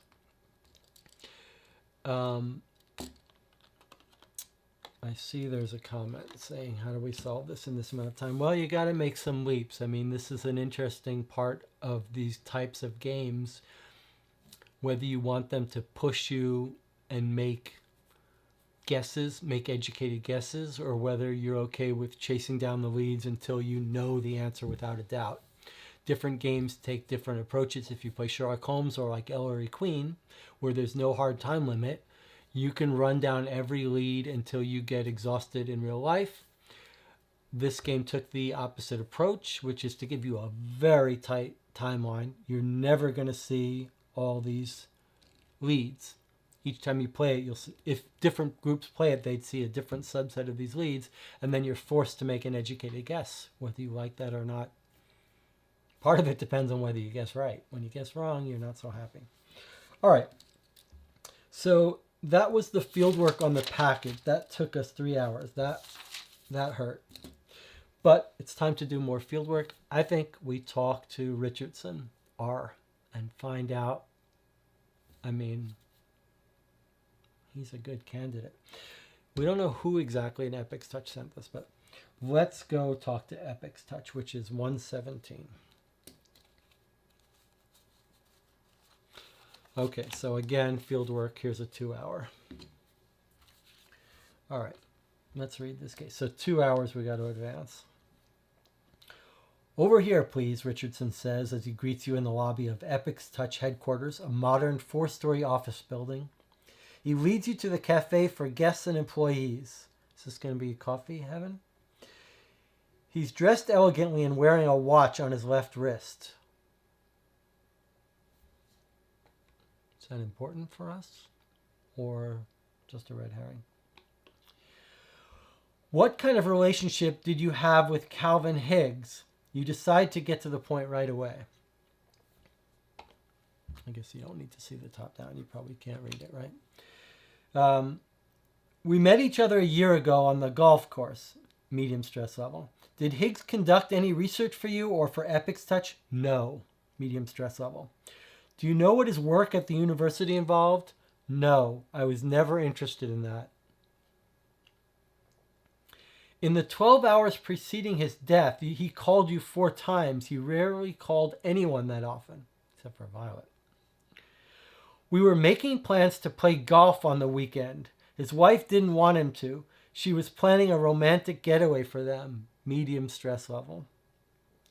Richardson is lying shamelessly. This conversation is pointless. Gain portrait 5. So here's Richardson, this slimy looking kid.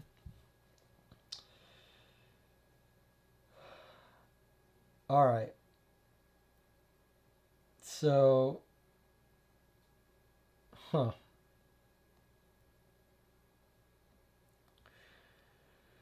we've got to dig deeper now. We can ask about his allergy for 1 token. We've also got another lead, which is exactly the same as the last lead we saw, which is get a warrant to search Epic's Touch offices and arrest Richardson for 24 hours. Spend 2 tokens. So it always hurts when you've got multiple leads that give you the same information, because it feels like the game had 2 different branches and you've now wasted actions getting both branches. But this guy's lying. We know he's lying. And now, do we want to ask him about Higgs's allergy? I mean, we're now really have to worry about these tokens, right? So we know we want to save 2 for sure. This guy's a liar. It seems like it would be a bad idea to waste a token to ask him about it. But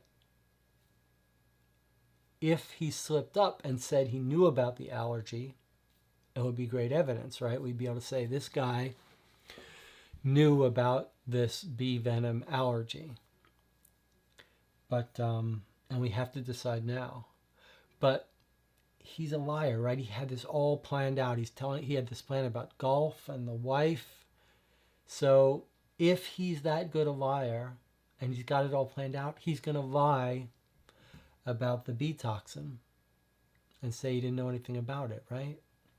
So I think this guy's our, on the other hand, if he's our primary suspect, you don't want to go to the boss and say, well, did you interview your primary suspect? And you're like, no, I didn't ask him about anything. So what do you think? I think we're not going to use it because we've only got one token left to spare. And I don't want to waste it on this liar. I think we're going to go arrest him. Let's find evidence against him some other way. This might be a good time to think. I mean, the delivery for the bee toxin was same-day delivery. It sounds like they had to kill him very quickly. Like, we may want to look at those phone calls. Like, what was he doing? Like, what conversation did he have that made them think we got to kill this guy today? We know he was in hock for money. But it's a little weird, right? Because you do the illegal things if you need money, right? So it's not like, it doesn't make sense that he would be threatening to tell the cops about this illegal operation if he needed money. It would make more sense if he needed money to go back to the bad guys and be like, hey, I need more money to keep doing this. And then why wouldn't they pay him more? Unless he's pushing them for too much money. No, that doesn't make sense to me. So yeah, there's some missing pieces here. All right, well, we visited Richardson and Epic's Touch. We're not going to spend that token. Let's see what the audience says. We need something we can take to court. I agree with you. Wow, I really don't want to visit those thugs at the casino. I just feel like that is down a path. But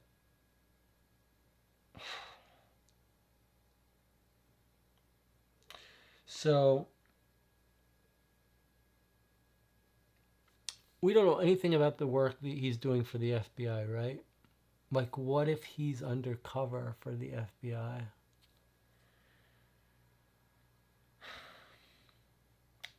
But then we'd have to travel all the way to headquarters to find out about the FBI work. And then we're going to have to travel to the police station to arrest him if we're going to arrest him.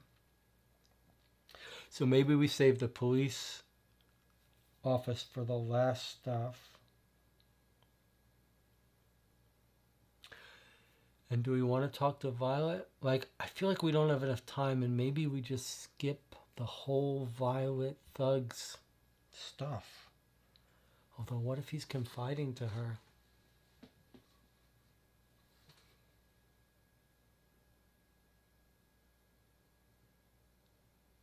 Also, look, there's her photo, large, Violet. Like, if you look at the case, small photos of everyone except for Violet. Who is this guy? Remind me who the salt and pepper guy. Got a package from a courier. Barbara, the wife, came by. She was looking for something. Looking for some papers. Found nothing and left.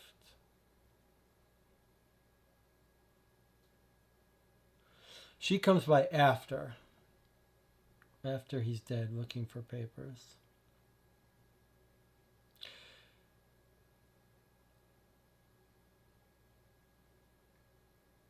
Zellinger, okay, so I must have gotten something right. Zellinger, he's a well-built, elegant man, is 60. So that's the professor, Zellinger, that he works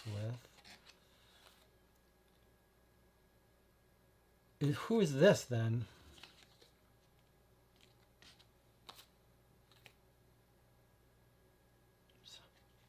Who is this woman that I misunderstood? Is that the wife?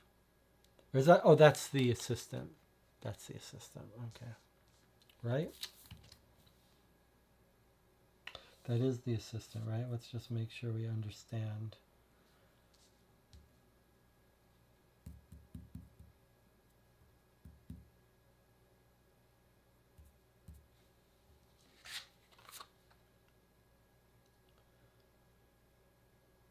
More of it.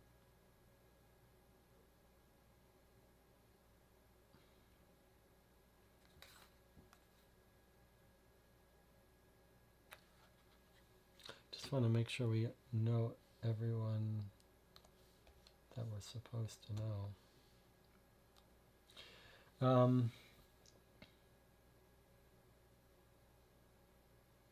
Well,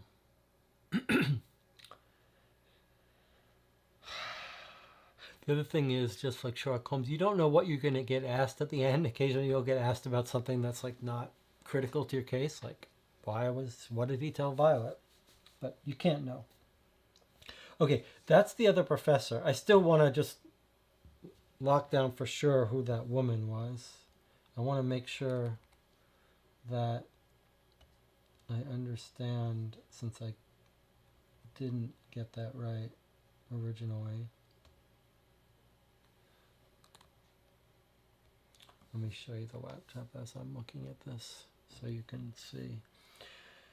I'm just looking. There's Epic Touch. They do touchscreen. They do data leakage. These were the video files. That was him getting beaten up. So there's one who's getting beaten up by the people. Here's one where the wife was mad at him over some documents. Now does she leave them with him? She's ripping them up, throwing them. Maybe she tried to get them back, is why she came back. And then he has this meeting with someone else that it's a little hard to see. Sorry. Let's take a look at this again. I mean, this definitely isn't this young guy. It's someone else. 6:38 p.m. So, I mean, like, we should look at his phone records. 6:38 p.m. 4:11. He's talking to someone. Maybe, I'm thinking maybe it's the detective.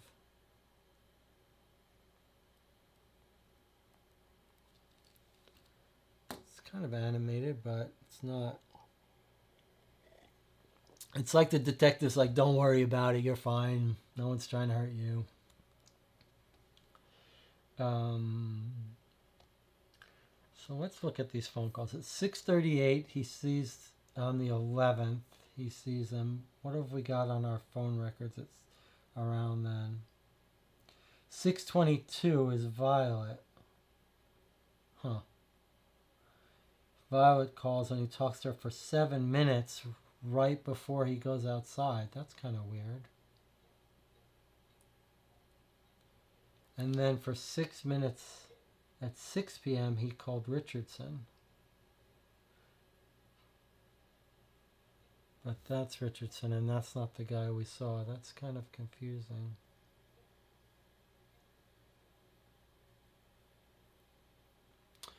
Okay.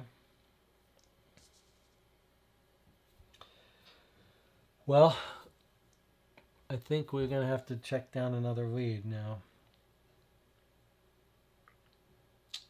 We could go to campus and meet Violet. Her photo's big on this thing. It's really...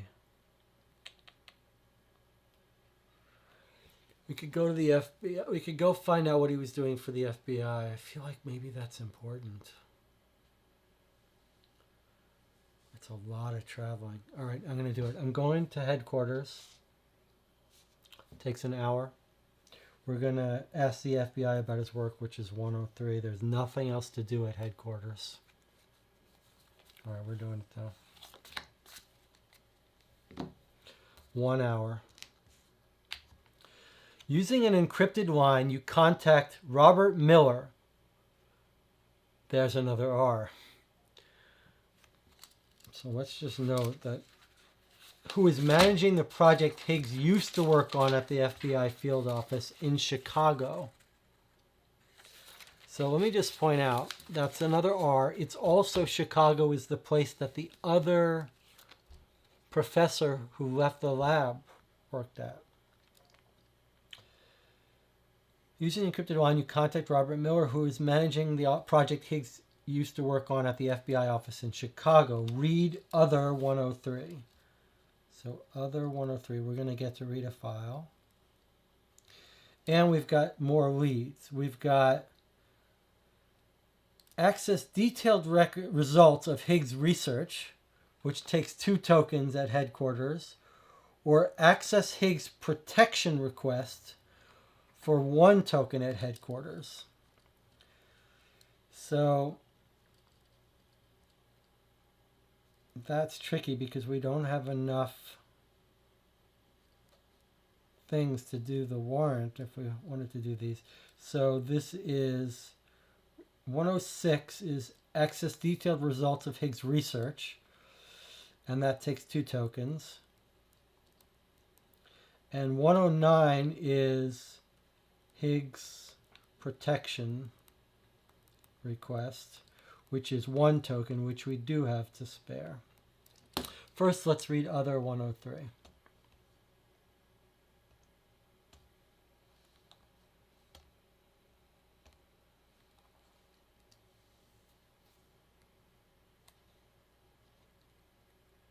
Okay, I think we're going to get video here, so I want to make sure that you've got the laptop audio on. Okay, here we go.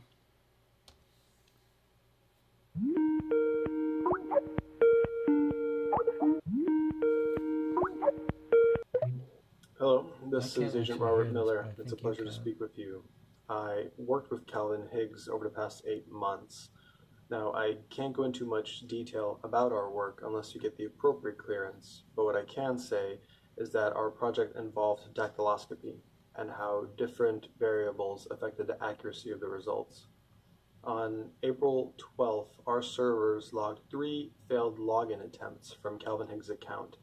This was at 6:08 p.m., 6:09 p.m., and 6:13 p.m. This caused the servers to lock the account and notify our system administrator, who then in turn alerted me. The next morning, on April 13th, after verifying that Calvin had not attempted to contact me or anyone else about access to his account, I tried to get in touch with him. This was around 8:30 in the morning. Let me know if you can hear this audio. To reach him, I flagged the account so that it could not be reactivated without my explicit permission, since at this point we had suspected a security breach. It was about an hour later that I was notified that Calvin was found dead. I do feel obliged to tell you that on April 11th, Calvin did reach out to our field office requesting some measure of personal protection. I'm sorry, but without further authorization, I can't share any more details than that. So I couldn't hear that, but I've got a transcript down here, which I'm not going to read because I'm assuming it's the same thing. But it said there's failed logins at 6:08, 6:09, and 613, which locked his account on April 12th. So they killed him and then they tried to log in, right? Because he was dead by then.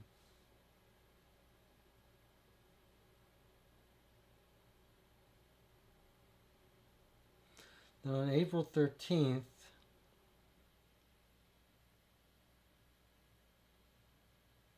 they find out he's dead. Okay, so he's killed and then someone's trying to log into his account.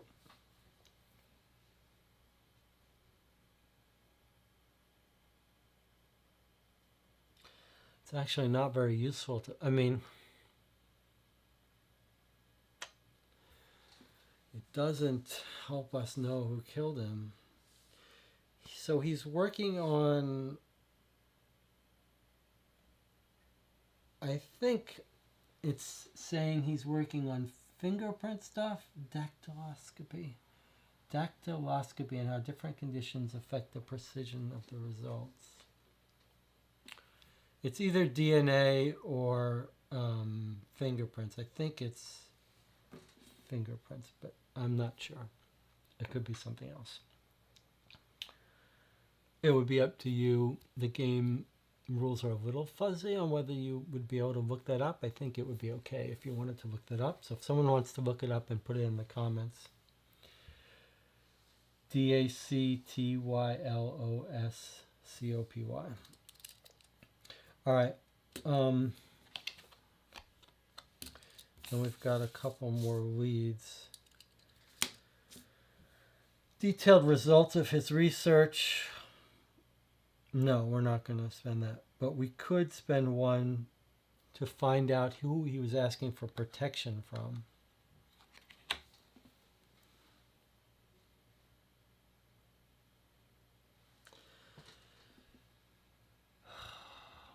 But what is he going to say? Protection from...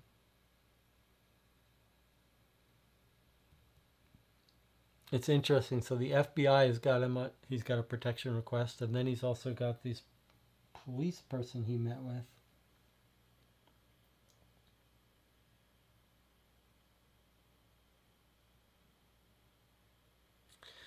Let's look at the phone records again.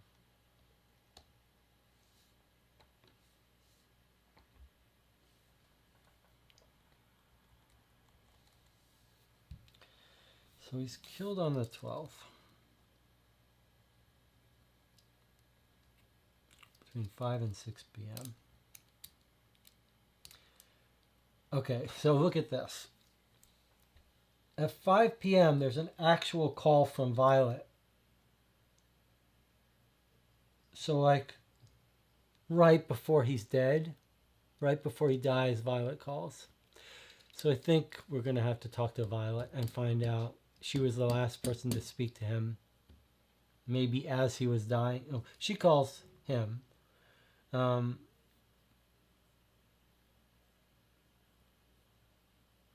then that day he's killed, he calls Richardson and he calls Lang. So, I mean, you got to figure the last person to speak to them the day they die are going to be important. He talked to Violet twice that day, and 3 minutes probably right before he died. And then the unknown caller here, these are if you look at this at the top, those 3 calls, those are the FBI calling, which is just what this guy told us. He called, tried to find out that he was okay. And then you might figure that Ludo, the Casino Royale, called again at noon because all these people don't know he's dead. So I'm afraid that like it might be nice to hear what his request for protection was, whether he was requesting it from, like if he's requesting protection from the Casino Royale people, then that's useless information. We already know that. But what if he's requesting protection from Epic's touch? But he's not going to be requesting protection from them because that's illegal, shady work, right? That's what we think. We think that that's side work. So he's not going to be telling the FBI about it, and he's probably not going to be telling the police about it.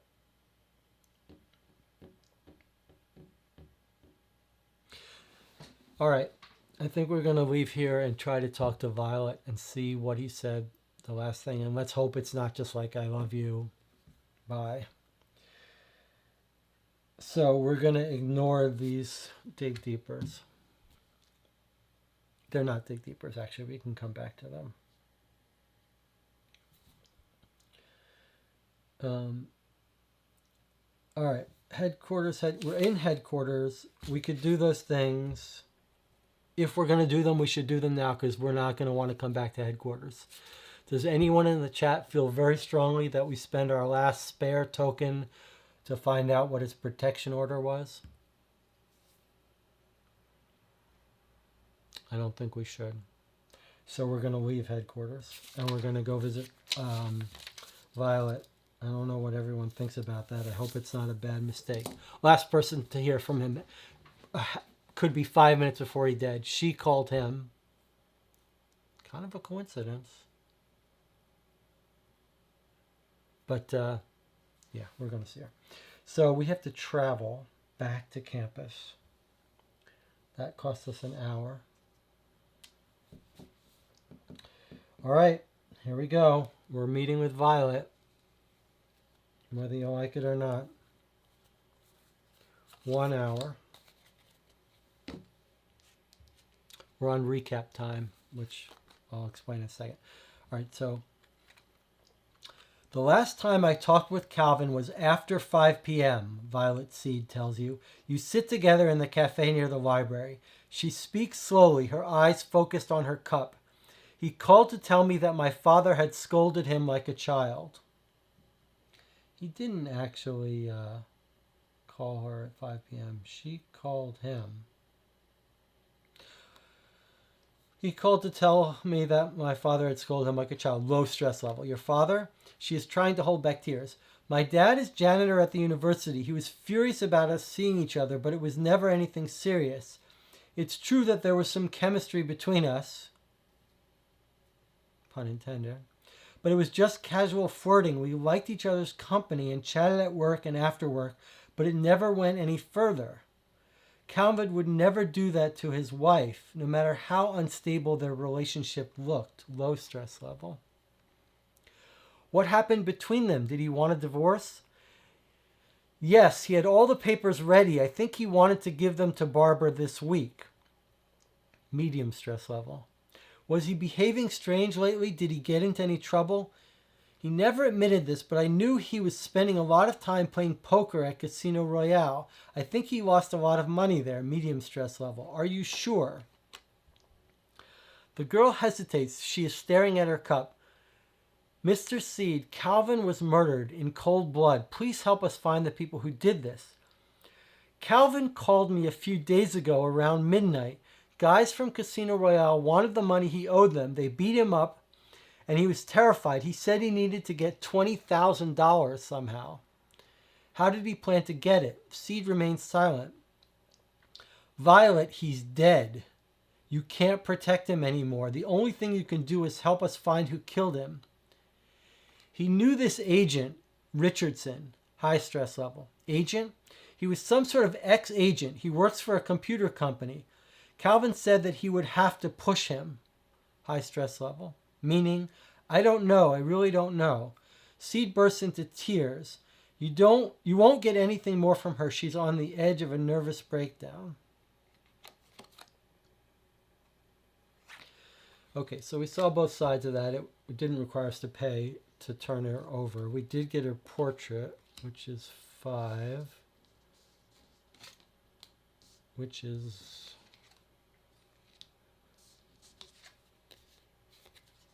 Richardson. Okay, she's just giving us a pointer to him. Okay, so it's what we thought from the beginning. He's in debt to the gamblers. They're like, we're going to kill you if you don't come up with $20,000. So he's going back to the agent that he worked with this for the seedy dealings, and he's pushing them. He's saying, I need $20,000 or I'm going to blow the lid off this whole thing.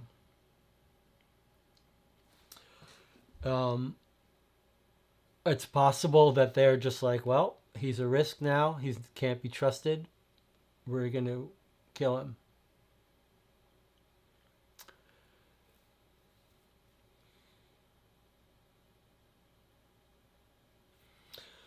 So we're at the recap time. This is where it suggests that the players all get together, talk about all their evidence, because the case is going to force you to come up with a solution right away. When we get down to the final report, we can follow one last lead, and then we have to solve it. So we talked to Violet. It was not nearly as helpful as we thought. We know he's in debt to the gamblers. She says it's nothing serious. We have to, at this point, logic tells us that it's not the janitor, and it's not because it wasn't a big deal. He just confronted him. He's not going to kill him. He's not going to kill him with poison. It's not the casino people. You don't kill someone who owes you $20,000, right? It's like the bank problem. It's your problem now. The investigation at the police station is probably going to be about the casino people, right? I mean, he doesn't have any motive to actually tell on Epic's touch, right? That has to just be a threat. Although I don't know what the threat is, right? I mean, how do you threaten someone and say, I'm going to tell that I've been doing all this illegal stuff if you don't get me the money? There's no benefit in you, but okay.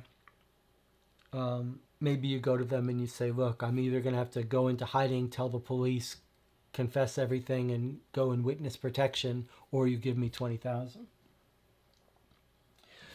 So we're going to rule out the everyone but Epic's touch.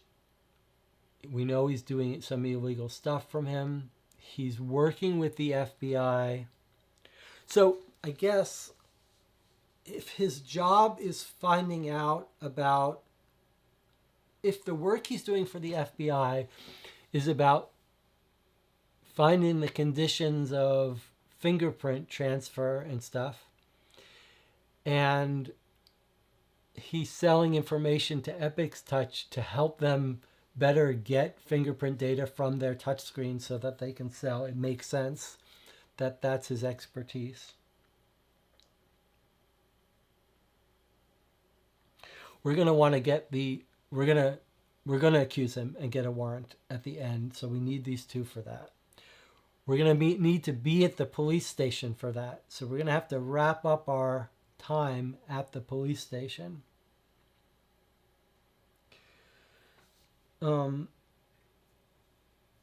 So if you look at our clues that we've got remaining, we've got a couple things we can do at the police station.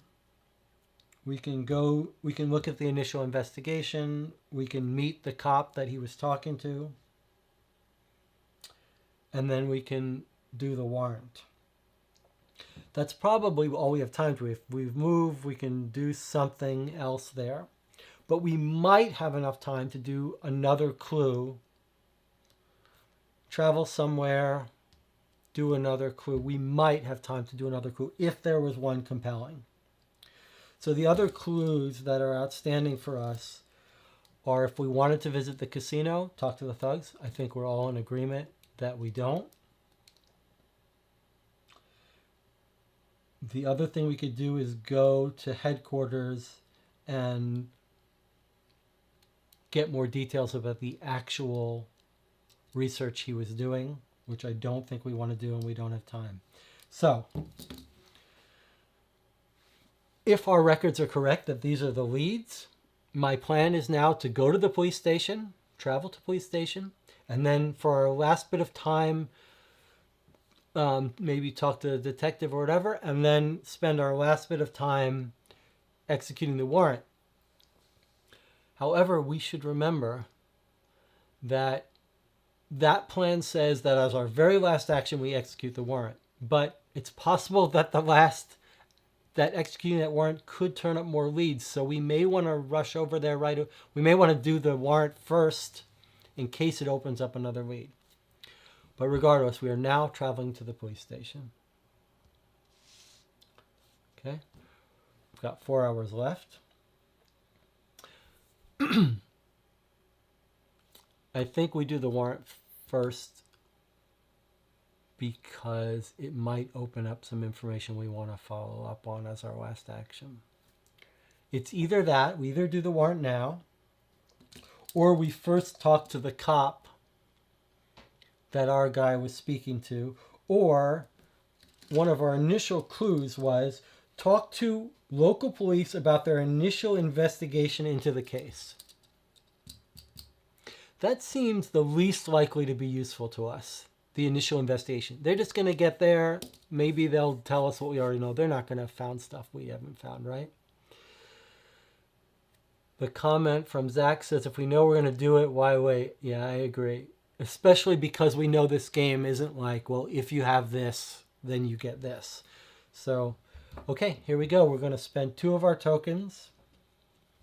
And we are going to get the warrant. There was 2 ways we got the warrant. One was like, hold him for 24 hours. So, but they were the same clue. So we're going to spend 2 of our 3 tokens. We are at 120 at the police station. So now we're going to do 120. We're going to arrest him, and we're going to hope that we're doing the right thing. Here we go. 120. Okay.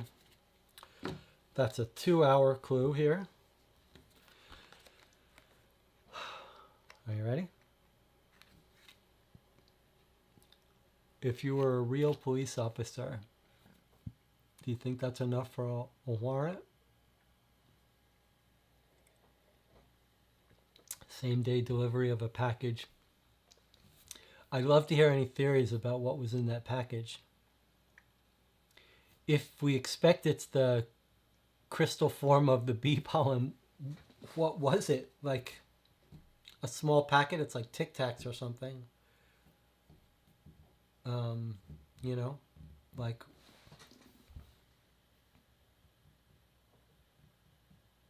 what was it?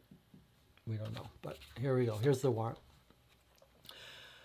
My client is willing to cooperate on the condition that his testimony be used only in the context of this murder investigation, Richard's lawyer tells you. Richardson sits and stares blankly at the wall behind you. You nod your head and he begins. Epic's Touch is engaged in developing touchscreen technology. Professor Higgs was our consultant. We had been collaborating for a few months now. How is this related to the case, you ask? Recently, Mr. Higgs contacted us. It was on April 10th, and he offered to carry out tests on technology currently being developed by government agencies to which he claimed he had access. We want to stress, Richardson's lawyer interrupts, that it was Mr. Higgs who had contacted Epic Touch's representative, and that the proposal was entirely his initiative. We're going to check the phone records in a second. He called us late at night and said he would perform the test for us in exchange for a quick bank transfer. My client, the lawyer interrupts once more, did not know at the time whether Professor Higgs had the agency's permission to perform these tests or not. Okay, then it says flip over the card. Richardson goes on. We discussed the proposal the next day internally, worked out the required budget, and prepared a prototype for the testing apparatus. The next day we got a green light and the prototype was sent to Higgs to perform the tests. My client wasn't aware at the time that Mr. Higgs was under financial pressure and that the access to the research he was offering was beyond his power to grant. His offer was accepted in good faith, trusting that he was not misleading us about the particulars. What developed between Higgs and Epic's touch will certainly warrant further FBI attention, but you have no doubts that Richardson and Epic's touch would gain nothing from Higgs' death.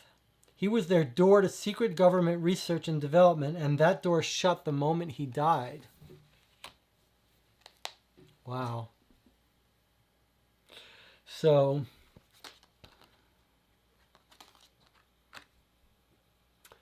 it looks like we may have missed some important stuff. All right, let's look here.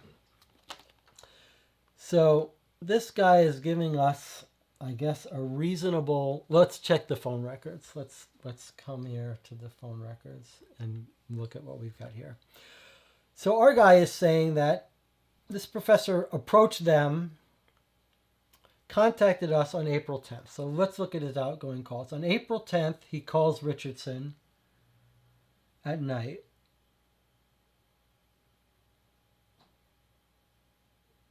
So far that checks out. I mean, we only have calls back into the 10th. It's Mr. Higgs who had contacted Epic Touch's representative, and the proposal was entirely his initiative. Well, he does start the call. The first call between the two of them. In fact, all of the calls are from him to Richardson.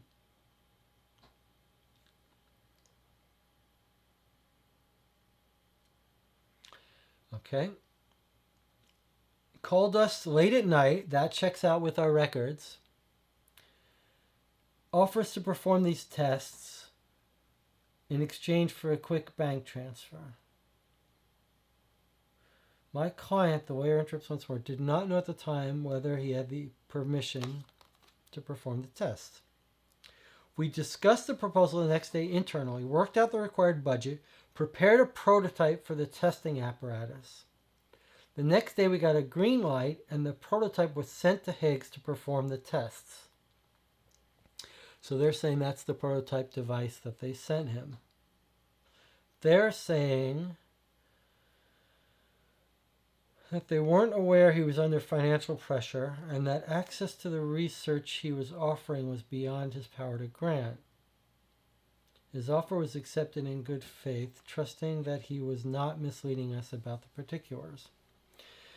So then, this last paragraph is not a part of the conversation. This last paragraph is just like a summary. So let's read this again. It says, what developed between Higgs and Epic's touch will certainly warrant further FBI attention. But you have no doubts that Richardson and Epic's touch would gain nothing from Higgs' death. He was their door to secret government research and development, and that door shut the moment he died. So that's confusing because it's not really the conclusion that we were going to draw, right? We were going to draw that he was bracing him for money and that they sent him something to kill him.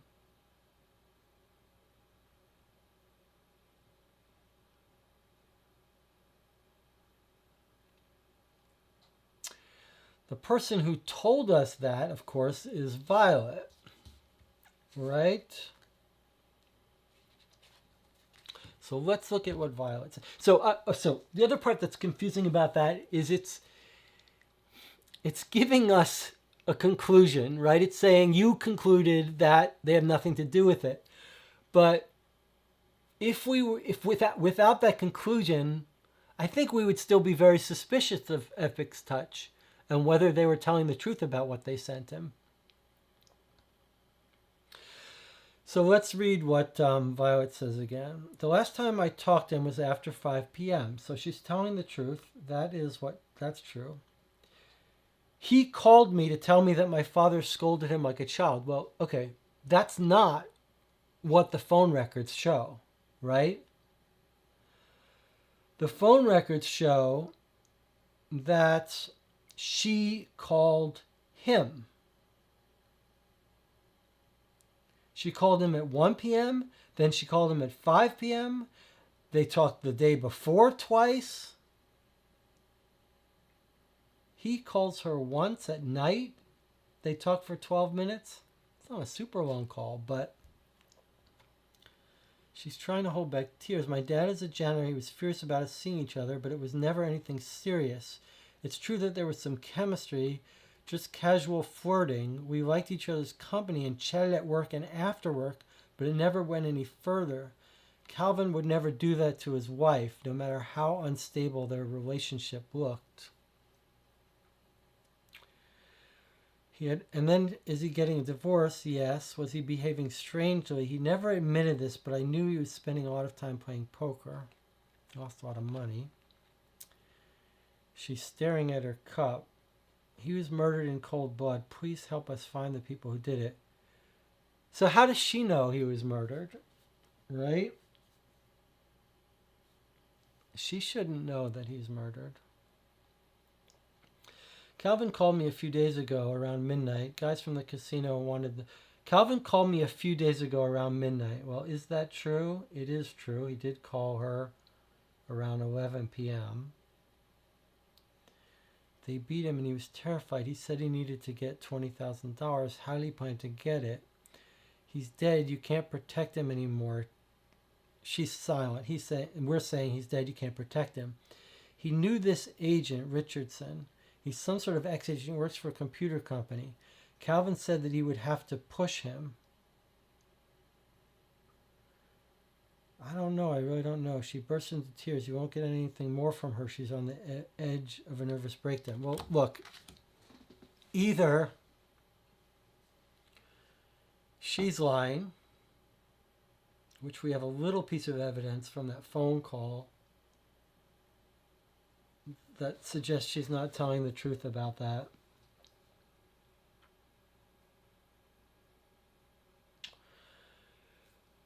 Or he's saying he has to push this guy, Richardson.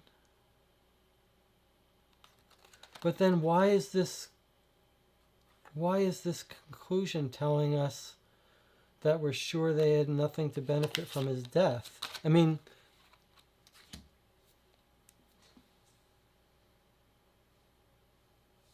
that's really strange.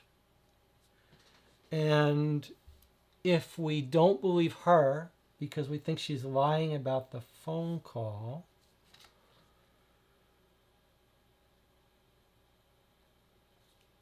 what's her motive for killing him?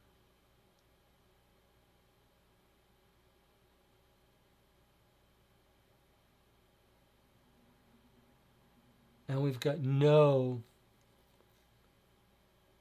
I mean,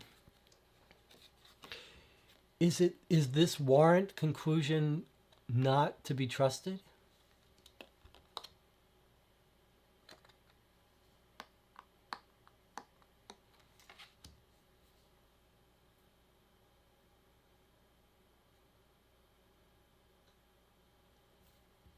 This is a great example of one of the things, well, I don't want to talk too much about the review of this game, but I talk a lot about the trust in the designers of these cases, whether you trust them.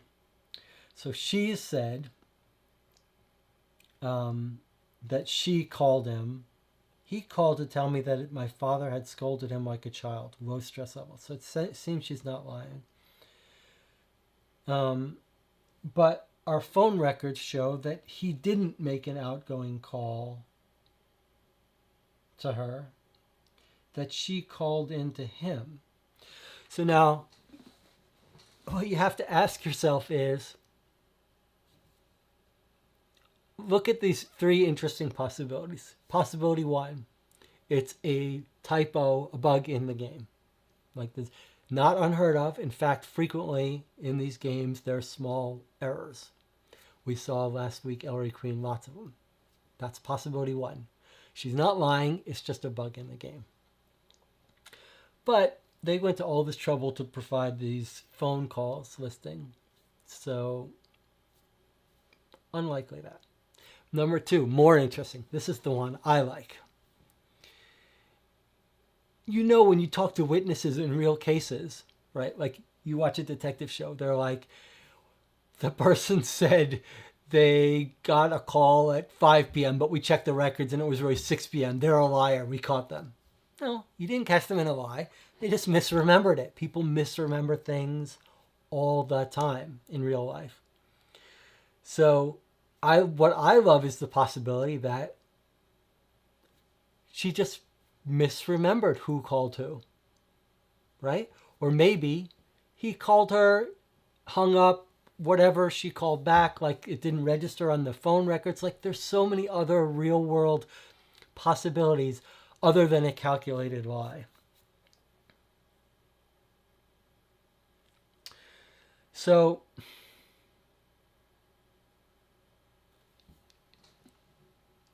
it's the thing that's really throwing me is this conclusion we made about this warrant, where we're concluding you have no doubt that Richardson and Epic's Touch would gain nothing from his death. He was their door to secret government research and development, and that door shut the moment he died. Like, it's pretty definitively telling us, like, it's like the game is saying, trust us, this is the truth. Like, it's hard to know, like, how else would the game tell us that? But are we to believe that? I mean, I don't like that paragraph. That paragraph feels wrong to me. It feels out of place. Like, why is the game telling us, trust us, you have concluded this? We haven't. So, if he died almost instantly from the antipoxin or whatever it is, and it was in crystalline form,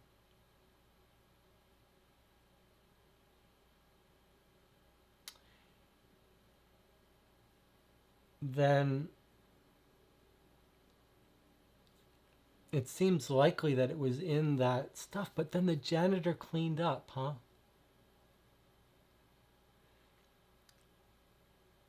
It may just mean that one piece of evidence we didn't look for, that we could have paid for to look at.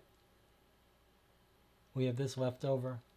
It's going to be the key. Like, that was going to be, can you imagine if that first piece of evidence was the test, was the little cell phone size thing? All right. Well, we only have 2 more turns left. Let's talk to the police officer that he met with, and maybe we'll get lucky and we'll find out that the daughter was stalking him, and we'll get some evidence about the daughter, but I don't think we're going to. All right, so we've got 2 clues at the police station. We can meet the cop that he filed the report with, Lang, who he called that day of his murder.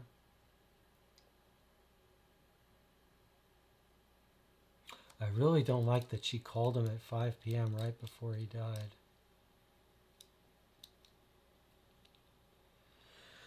All right.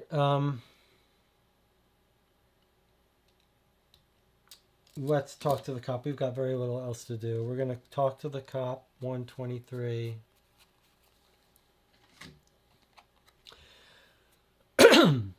Thanks for meeting us on such short notice, you greet Lang. It's nothing, he answers and points at some chairs. He lights up a cigarette, then sits down at his desk. It's about Higgs. You were in touch recently? That's true. He was conducting research at the university on dactyloscopy. He was here last week with a hand in an organ cooler. The hand was donated to the university for research. Higgs had collected fingerprint data from the specimen and discovered that the SD data appeared to be in the FBI system. That data was drawn from a case that I had worked on, a burglary.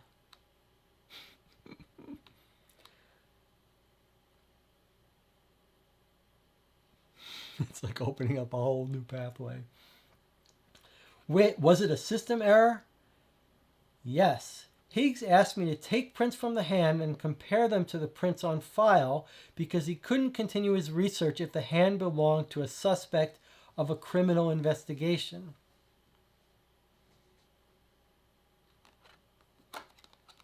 By the way, this was 2 hours, so final report. And what did you find? Nothing. I didn't have time to look into it. And then he checks his notebook. On April 12th, he called to tell me it was a mistake and that everything was okay. He said he was sorry for the fuss and promised to make up for it someday with a six-pack. Unfortunately, the next day I was informed about his death. Kane, portrait number 2. Oh, that's Lang. Okay, and it's given us 2 more leads. 118 at the police station where we are is investigate Lang's case files in the archive. This would tell us the burglar. Or we could go back on campus to investigate the specimen, the hand. All right, so we're at final report. So the first thing we're going to do is I'm going to check the rules and see if we're allowed one last clue. This is a change in the original case, and my memory is that when it's on the 1 hour space, you have one final lead no matter how many hours. But this was a 2 hour lead, yeah. So once resolved, move it to the final report. Your time is over. So that's it. We do not have time to look at this lead that's going to blow the case wide open. So what do we think now? If you had to guess, it depends on who you believe. But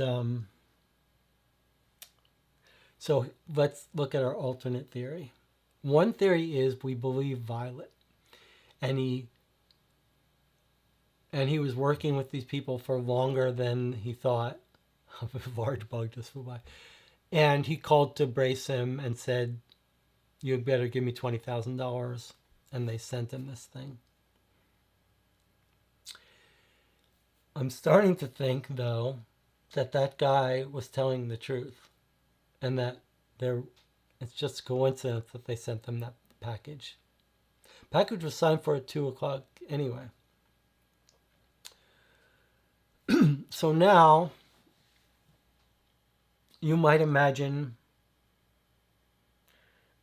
an alternate theory, right? He's working on fingerprints. He gets a specimen. He runs it in the prints. He finds it belongs to a burglar. He talks to the police. And it turns out that there's a connection with Violet and her father. Right? The janitor who cleans up.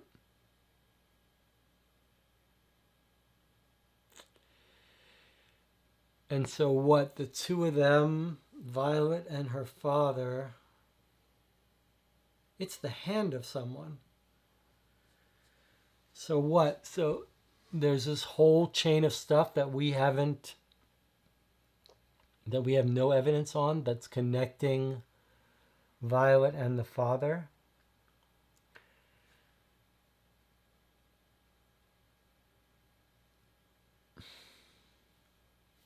And he says to Violet, "I know that you're involved in this case, this crime with your father. You have to give me $20,000 or I'll blow the lid on it."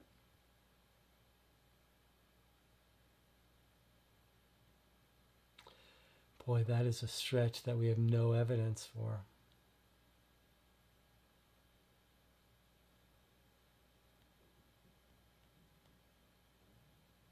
And we don't know how he got poisoned. We know the janitor would have access to all the rooms. He could get the bee toxin. He could have put it in his drink or something.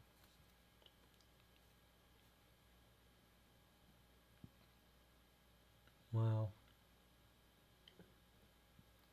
She calls him at 5 p.m. and says, drink your coffee.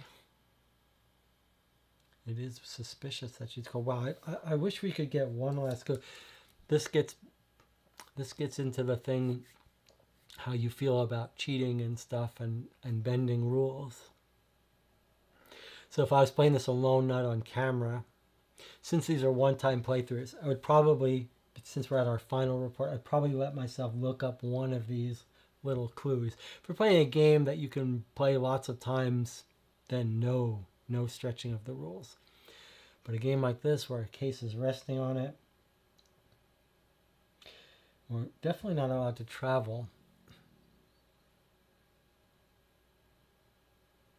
An accident, huh? Comment says, Zach says, bee venom can be used to induce abortion. Maybe it's an accident. No, I don't buy that.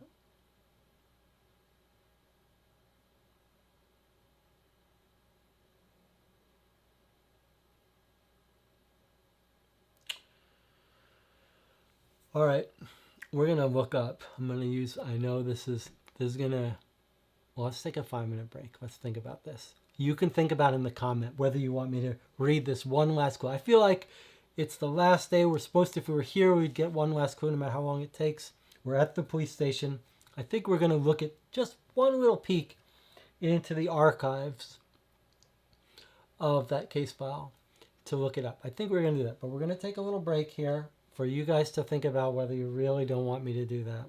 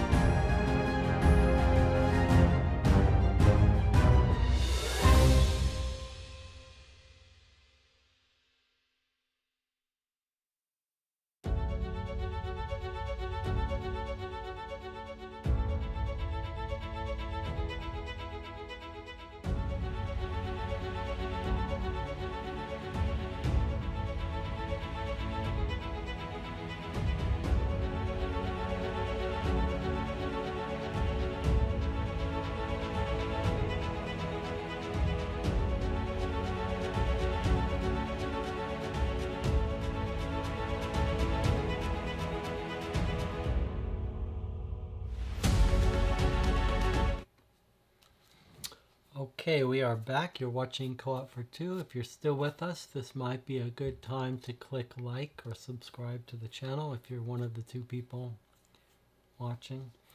So we are going to look at that one last card, but before we do, we're going to state our guesses before looking at it so that we don't cheat too much.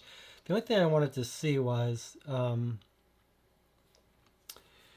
so I'm inclined now, having thought about it, to believe that this CIA Richardson guy working for Epic's Touch could be shady, but $20,000, kill him, and it doesn't make sense that they'd be able to come up with that so quickly. The bee venom, and why would they kill him off? It just seems fishy. It seems far-fetched, and that card was telling us that it would be more logical for them to want to work with him. So now I'm thinking that maybe he found that hand. What if the hand like came back as the janitor? Like the janitors assumed someone else's identity or something.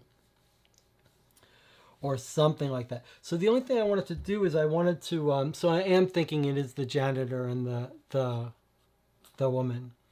But the question now is, I'd love to look at that card and read what that janitor said. Does anyone remember what card we looked at?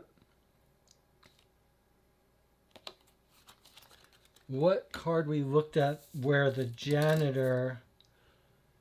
Did we even talk to the janitor, or someone was just telling us the janitor has access to all the keys to the rooms?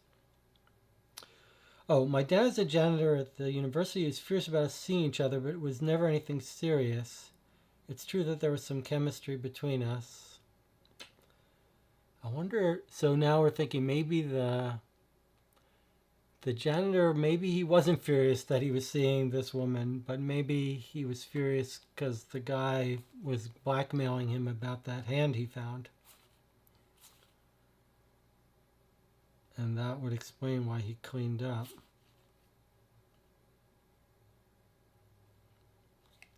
But where was the information? Where was the information about the janitor? What is it, in one of the others? Does everyone remember what I'm talking about? Wasn't the videos? And if anyone has anything else they want to look at,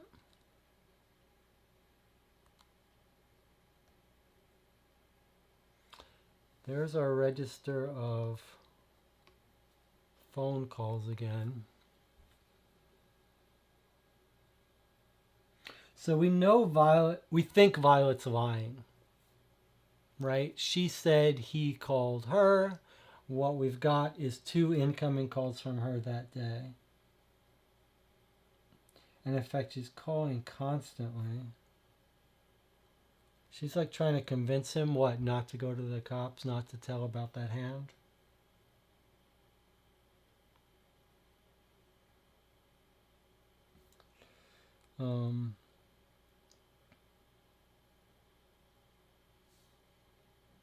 Did we look up 101B? We must have.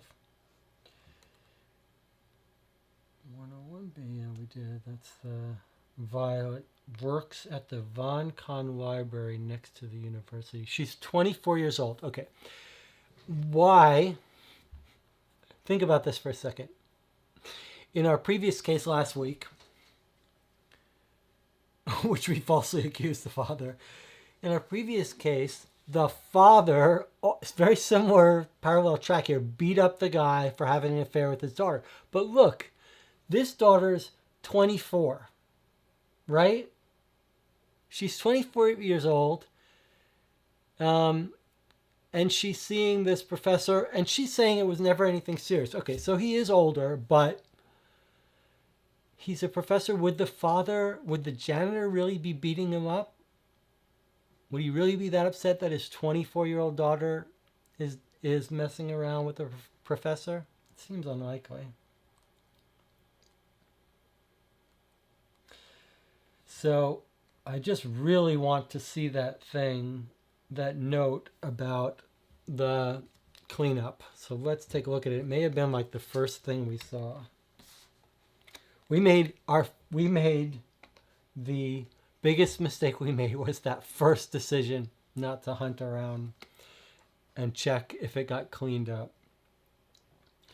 So the cleaner comes in. Okay, did someone clean here after he was found? I mean, at first I thought that the professor had just fainted and that it wasn't anything serious. Once the ambulance came, I came back to do the cleaning because they sometimes check. It's not that easy to get a job like this. Then I heard that it was a heart attack and that he died. And now they say he was killed and I shouldn't have touched anything. But how could I know that? She seems worried that you'll reprimand her. You assure her that she couldn't have known. The trash is empty. The keyboard is spotless. If there was a clue, it's been swept away. So that was the cleaner. But that's not where we heard about the janitor having keys to everything. Right? What card did we learn that? I apologize if you're sitting here waiting for the ending because this is, I gotta enjoy this game. I gotta play it. I'm gonna just jump to the end.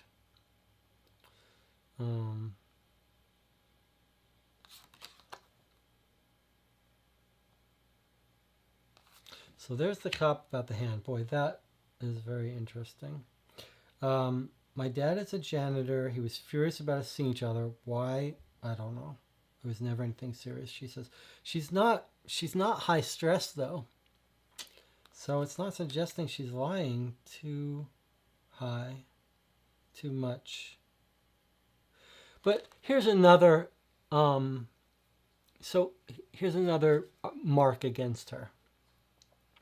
She says, we flirted a little bit. We didn't have anything serious. There's no reason for my father to get mad. I don't have a, this is like a detective thing. Like she's trying to downplay her relationship with the murdered guy, right? Okay. But yet she knows the name of the guy that he's working with. And our guy is confiding in her that he's going to blackmail him and push him to get more money, and then he owes 20. Like, she's saying there's nothing between them, and yet he's told her more than he's told anyone. Like, that doesn't compute. All right. Now, I want to know where we found out about the cleaner, about the janitor having access to everything.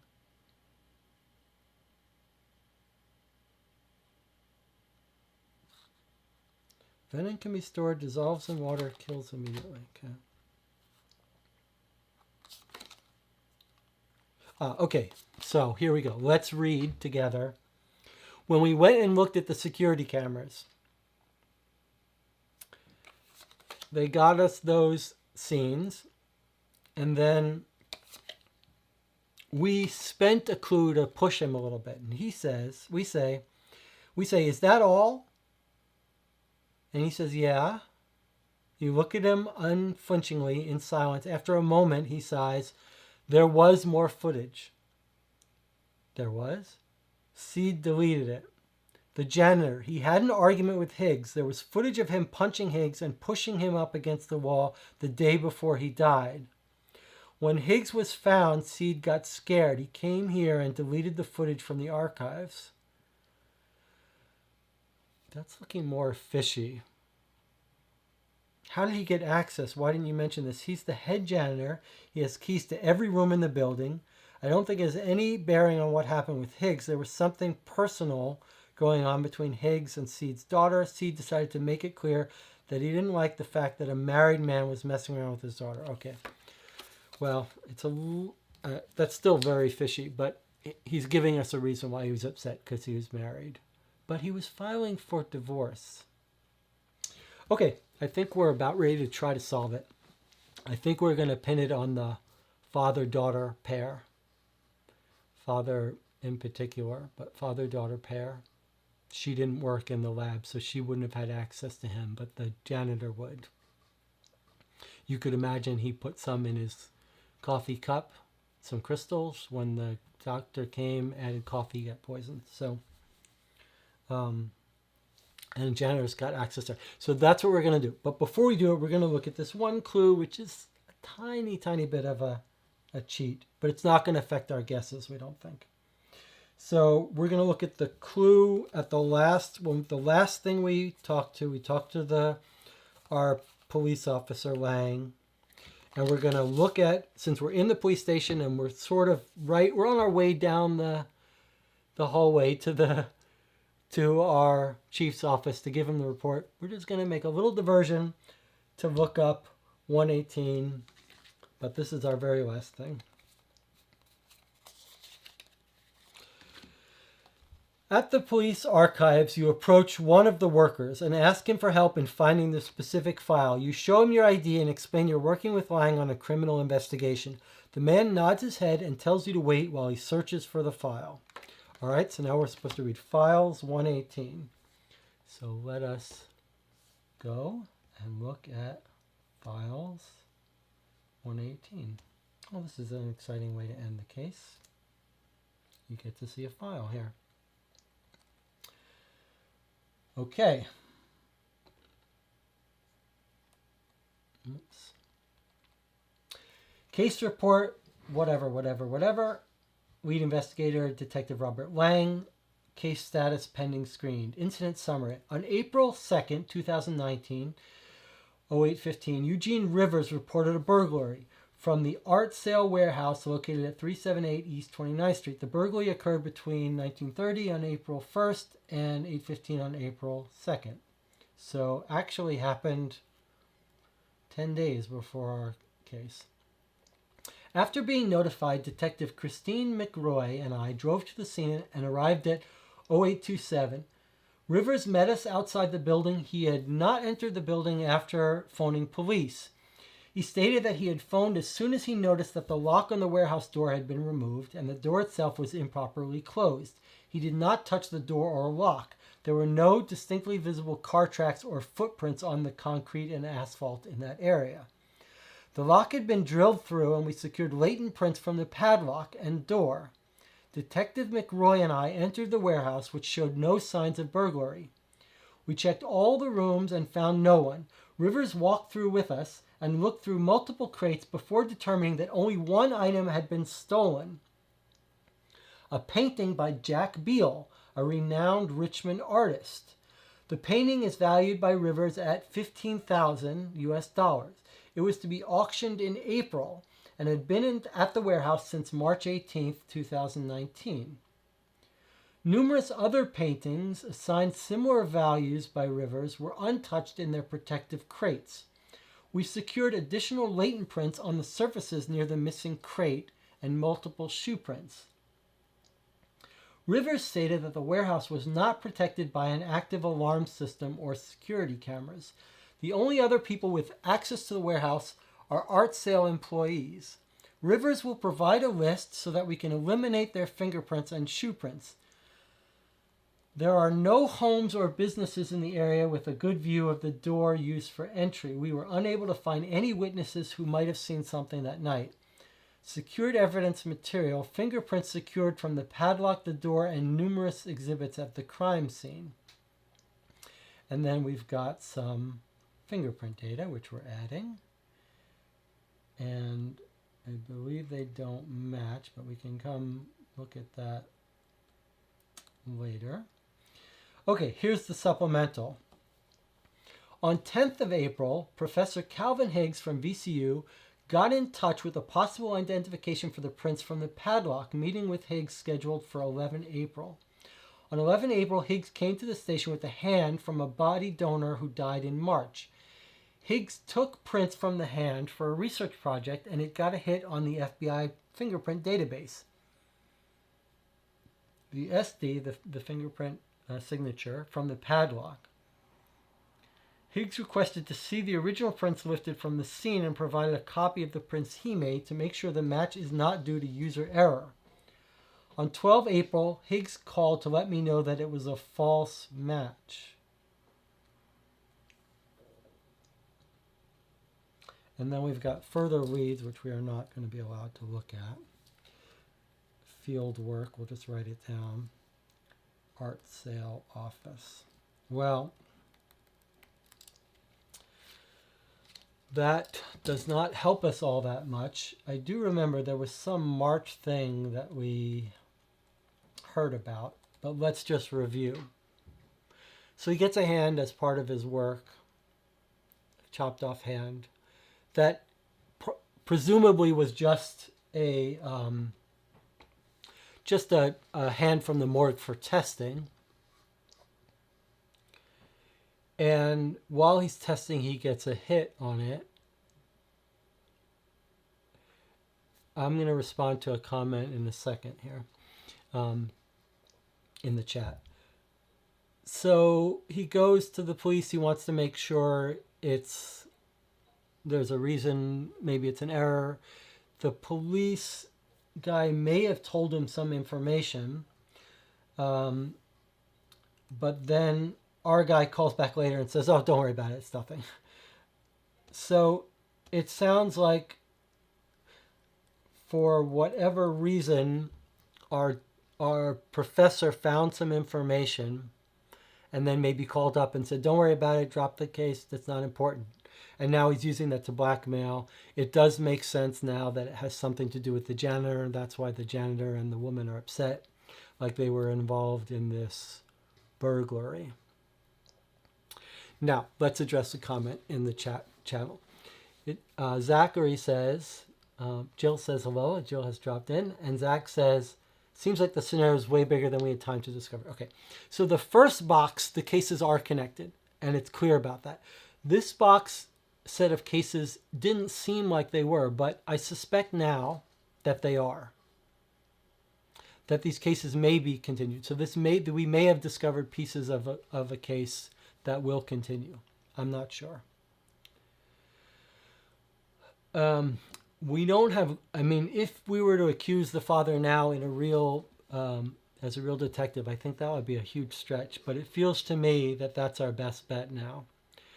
But the only reason it can't be someone else is we haven't discovered any information. I mean, I certainly don't feel like we've got too much information to prove that it's the father.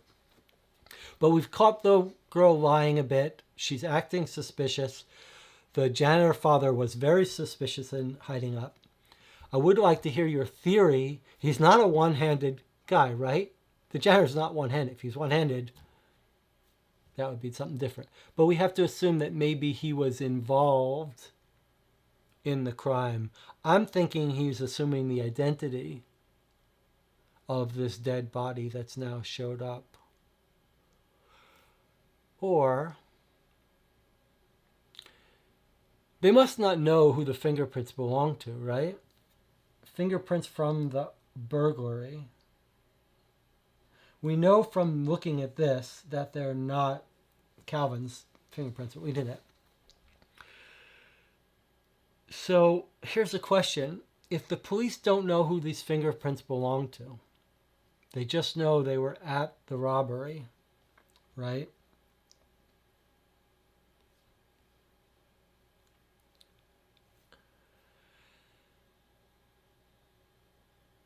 This guy comes in with a hand. Is it possible that what it is this? The Dr. Calvin, our victim, finds the hand, has the hand as his to test with. It gets a hit. He goes to the police. The police say, hey, these match the fingerprints that we found in this robbery. The cops don't know who the hand belongs to. But maybe our doctor does. Like maybe our doctor has on his little specimen jars the information about where this corpse came from. And maybe he has connected it with the janitor.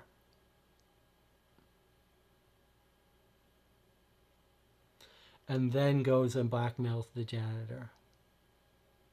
So maybe somehow he's telling the janitor, if you don't give me the $20,000 that I know you stole from this art gallery, then I'm going to tell them that who this hand belongs to, and then they're going to trace it back to you. All right, painting by Jack Beale. Yeah, this is extra information that may be on a future case. All right, I think we are ready to... there's a lot of information about this robbery.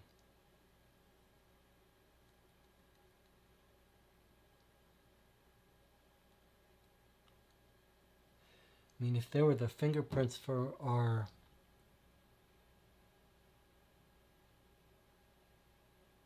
Okay, here's another theory. The whole point of these games are to come up with these theories. At least that's the way we play them. So here's a theory. He does the fingerprint. He's testing fingerprints on picking up latent fingerprints from glass or whatever, right? He goes to the police. He says, I got a hit on this FBI. This is it. Okay. He goes to the police. He says, I got a hit on this fingerprint that's in the FBI crime database. And I need to check if it's a false hit, right? I need to check if it's a mistake. The police guy runs it. He says, this is the fingerprint of a crime that happened 3 days ago. Our doctor goes back and he realizes the fingerprint is not from the dead corpse hand. It's from our janitor messing around with stuff and cleaning. Or maybe the doctor even suspects the janitor and he's just pretending that he found the fingerprints on the corpse hand, but he's really got the fingerprints from our janitor.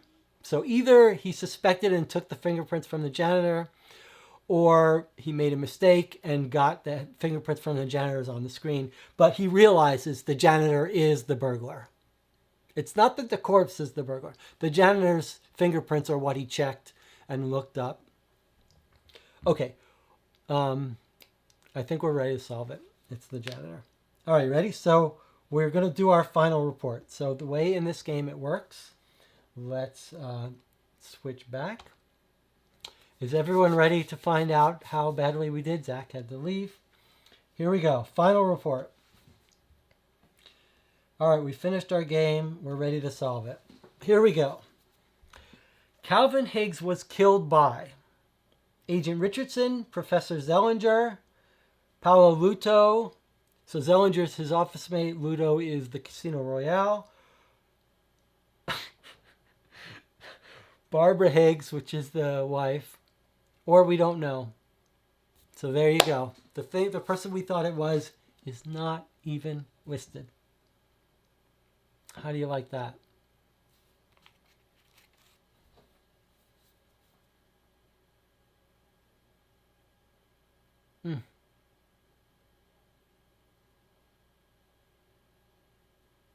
Terrible. Terrible. Well, I mean, the right answer is we don't know now. But all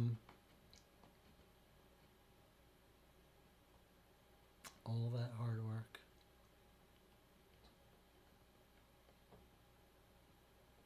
Well, if you had to guess, what would you guess?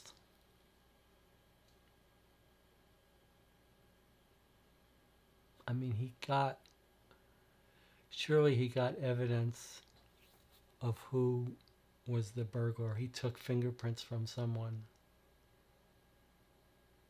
So what are we to believe now? That the father really was married, worried about the married? All right, we have to rule out the wife. We have to rule out the wife because although she would know about the bee pollen allergy, she's not connected to this burglary. Doesn't make sense. Whose fingerprints could he have gotten?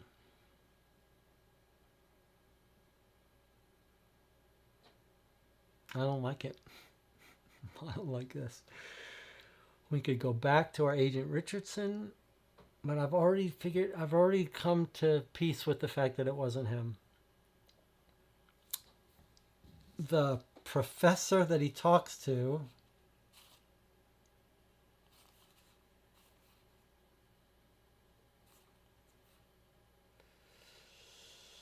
his appointment book.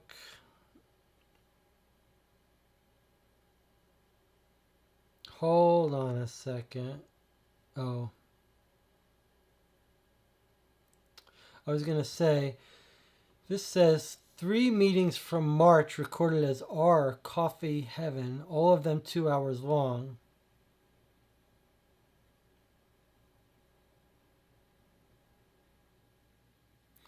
So, this is interesting.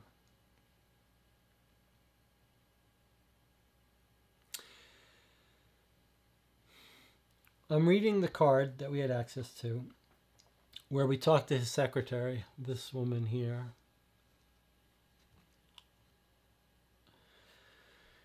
We see that he's meeting with R at Coffee Heaven.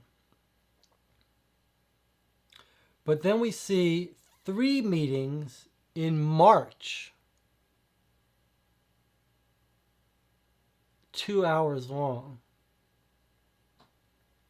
And we say, these meetings, who were they with? Who is R? She says, I have no idea. And we say, this is a criminal investigation. And then she says, it was Epic Touch.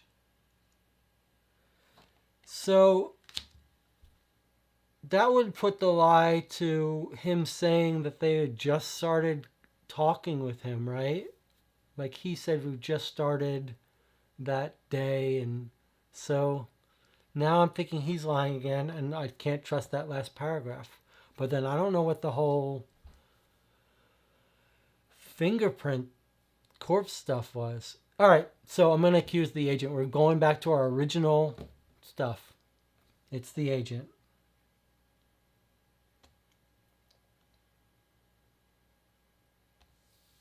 The motive for the murder. Higgs was blackmailing the murderer. Higgs tried to break off cooperation with the murderer. Higgs' death was an accident. The murderer was just trying to threaten him. Or revenge for something Higgs has done in the past, or we don't know. I guess if we believe this line of reasoning, then we believe the woman is telling the truth and that he was blackmailing. Boy, I do not feel good about this case. I'm going to say blackmailing. He wasn't trying to break off cooperation. He needed money. Accident? We have no evidence that it's accident. Either way, it's blackmailing. Not revenge. What led to Higgs' death? Higgs had discovered the truth about the theft of a valuable painting. Wasn't that valuable? Higgs didn't want to conduct a secret experiment for Epic's Touch. That's not the case. Higgs didn't manage to pay off the debt before the deadline. Higgs was blackmailing his wife. Or we don't know. Boy, we got this completely wrong. That's the embarrassing part about filming these. We got this completely wrong.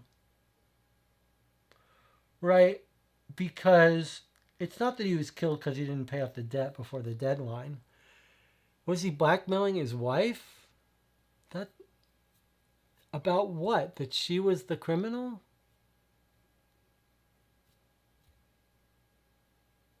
We have no...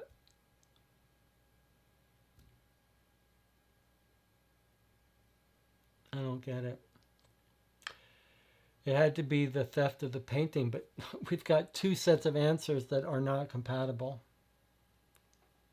I'm going to say it's the truth about the painting because I think he did discover some truth. Here we go. 11 of 18. That's pretty bad. So I should have switched that so you could see it. It says case solved. Main questions. So there's 3 main questions. The first answer was incorrect, and it tells you 58% of the people who played this case got that correct. Then we got the second answer correct, then the third answer correct, 57 and 65. So we got one main one wrong and two main ones right. And we get some bonus points for discovering some signatures that most people didn't find. Now let's read the actual final report.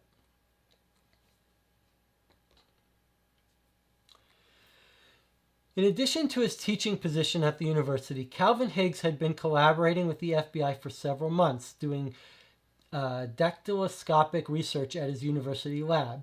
He had also worked for a few months off the books for Epic's Touch, sharing the confidential results of his research in exchange for payment. Over the last few weeks, the gambling debts he had accumulated while playing poker grew dramatically while he frantically tried to win back the lost money. Ultimately, the security chief at Casino Royale, to whom he owed the money, had him beaten and gave him a week to pay off his debts. Higgs had already decided to sell more of his classified research and data to Epic's Touch when he discovered a potential gold mine. While conducting research on a severed hand, which was donated as a lab specimen, he found that the fingerprints matched those collected at the scene of a robbery that had taken place a few weeks earlier at an art gallery. Okay, this is what we thought at the end. Higgs, knowing that his university colleague Zellinger had accessed the hand specimen and was also an art connoisseur, determined that he must have been involved in the robbery. Higgs blackmailed Zellinger, threatening to report his findings to the police unless he received $20,000. Zellinger decided that he couldn't allow himself to be arrested for the robbery or to be blackmailed by a compulsive gambler whose demands would be repeated again after every losing streak. Zellinger took a crystallized bee venom sample from the lab and put it in Higgs' coffee mug. That's how we thought it might have happened. It only took one sip to trigger the anaphylactic shock that killed Higgs. Afterwards, Zellinger tried accessing Higgs' online research files to delete any information that would link him to the robbery. Unfortunately for him, the FBI had automatically logged Higgs out and Zellinger was unable to do so. So, and then if we look at the additional questions, so it was Zellinger, his colleague. So we really had very little clues to point to Zellinger. Let's look at what Zellinger said when we talked to him. He meets in the office. He's well-built, elegant man. He looks like a professor. We're all in shock. It's difficult to lecture or study when it's crime is all we can think of, low stress level. Did you notice anything peculiar? He looks out the window, lost in thought. I was surprised by Barbara's visit. What do you mean? The wife showed up, found his body looking for something. Did she say what she was looking for? Some papers, medium stress? You've been working with him. You must have spent a lot of time. We work in different institutes, researching different things. The room was the only thing we had in common. I don't like poking into someone else's business, but MSL, medium stress.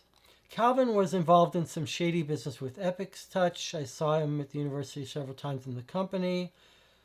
I'm not a gossip. Their stocks were going up and he would have to ask for a bigger share. It was incredibly awkward. So maybe the fact that he came up with this bullshit excuse. Anything else? He got a package from a courier. Who do you suspect? Epic's Touch. Wow, that was no information on this colleague. I don't see how. We really didn't have any clues that it could be the colleague. So we figured out big chunks of it, that it was probably to deal with the burglary. We should have gone with our gut that it wasn't the Epic's Touch person, but we just had no reason to suspect the colleague. If it had given us a choice of accusing the janitor, we would have.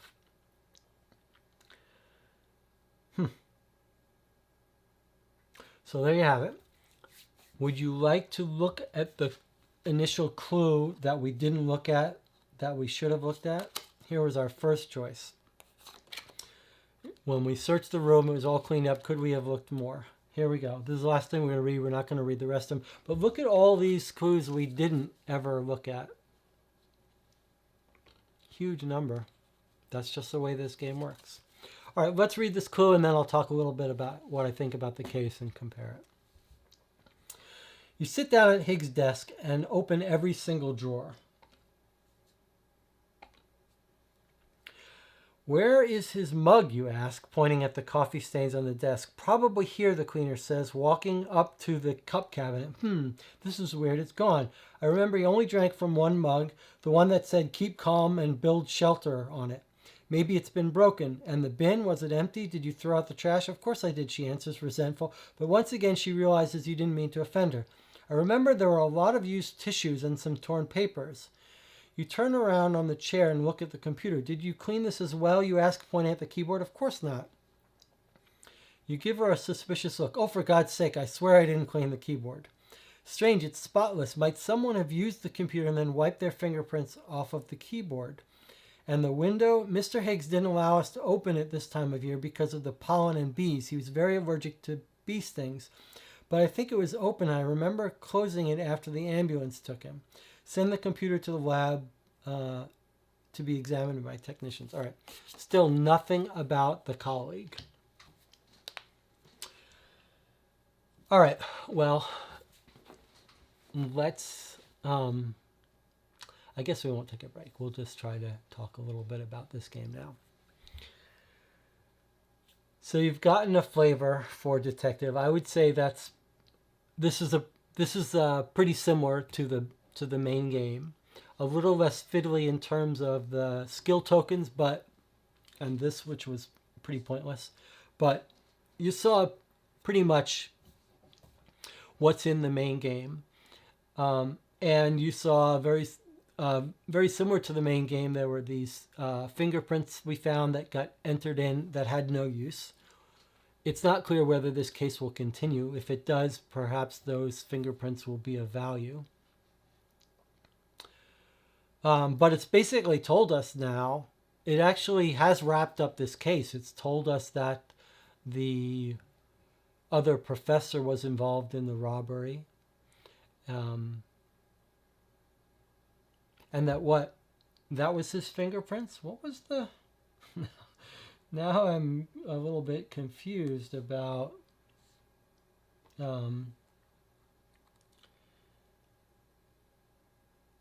Higgs had decided to sell more classified research. Okay.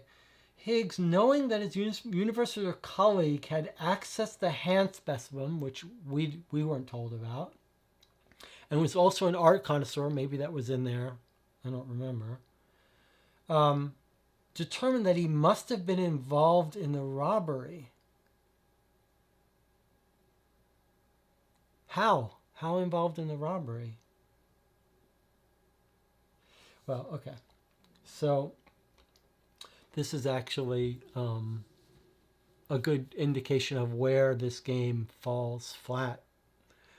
Like huge leaps of faith that was very hard to see how we could have gotten. I don't know what more I don't remember any more leads that would lead us to the colleague. I don't know why we should have assumed it was him rather than the cleaner. Our guy was an art connoisseur, so somehow he's involved in it. It still didn't even tell us how he was involved in the hand. Maybe that case is going to continue. It would have been nice if we knew these cases were going to continue and weren't going to wrap up. So frustrating. Frustrating that it was hard for me to see how we would have figured that out. So that's the bad part of the game. The other part of the game that's sort of frustrating is it seems like it's hard to really know what lead is going to lead to something good, what lead is going to be redundant, and what's going to be a red herring. Like, should we have paid for that additional clue? It's almost like random shot in the dark you're taking. And so unsatisfying ending, actions that are sort of random and feel like tough decisions, but there aren't. And I don't want to speak for Greg, but we talked quite a bit after we played 40, 50 hours of the base game. And I think we would both have the same basic conclusions feeling about this game, which is that while you're playing it at the moment, it's quite compelling. And it really does capture this modern feel with these files. I love that we can look at files. It was very cool that we looked at the security footage. Very cool that we had the timeline of the calls, incoming, outgoing, and had to try to match things up. That basic system is a very unique feel. Feels different than the other detective games. And psychologically, the decisions feel tough. Like, it's agonizing to think, do we spend this now and we can't go back? So it's got the illusion of these tough decisions. In the end, though, it's disappointing. It does not live up to the hype. Now, for Greg, oh my God, pretending there's two of us here. For Greg, that ruined it. That largely ruins the game. For me, you know, the 3 hours and 44 minutes, so 3.5 hours of feeling immersed in that, feeling like we're in this modern crime that we're trying to solve and the possibility that will continue. And all the modern stuff, the fingerprints, the stress levels, all of that is satisfying enough that I sort of forgive it for failing in the end, failing to be a compelling, logical mystery. From my personal standpoint, there's enough enjoyment. Now, it's not as enjoyable.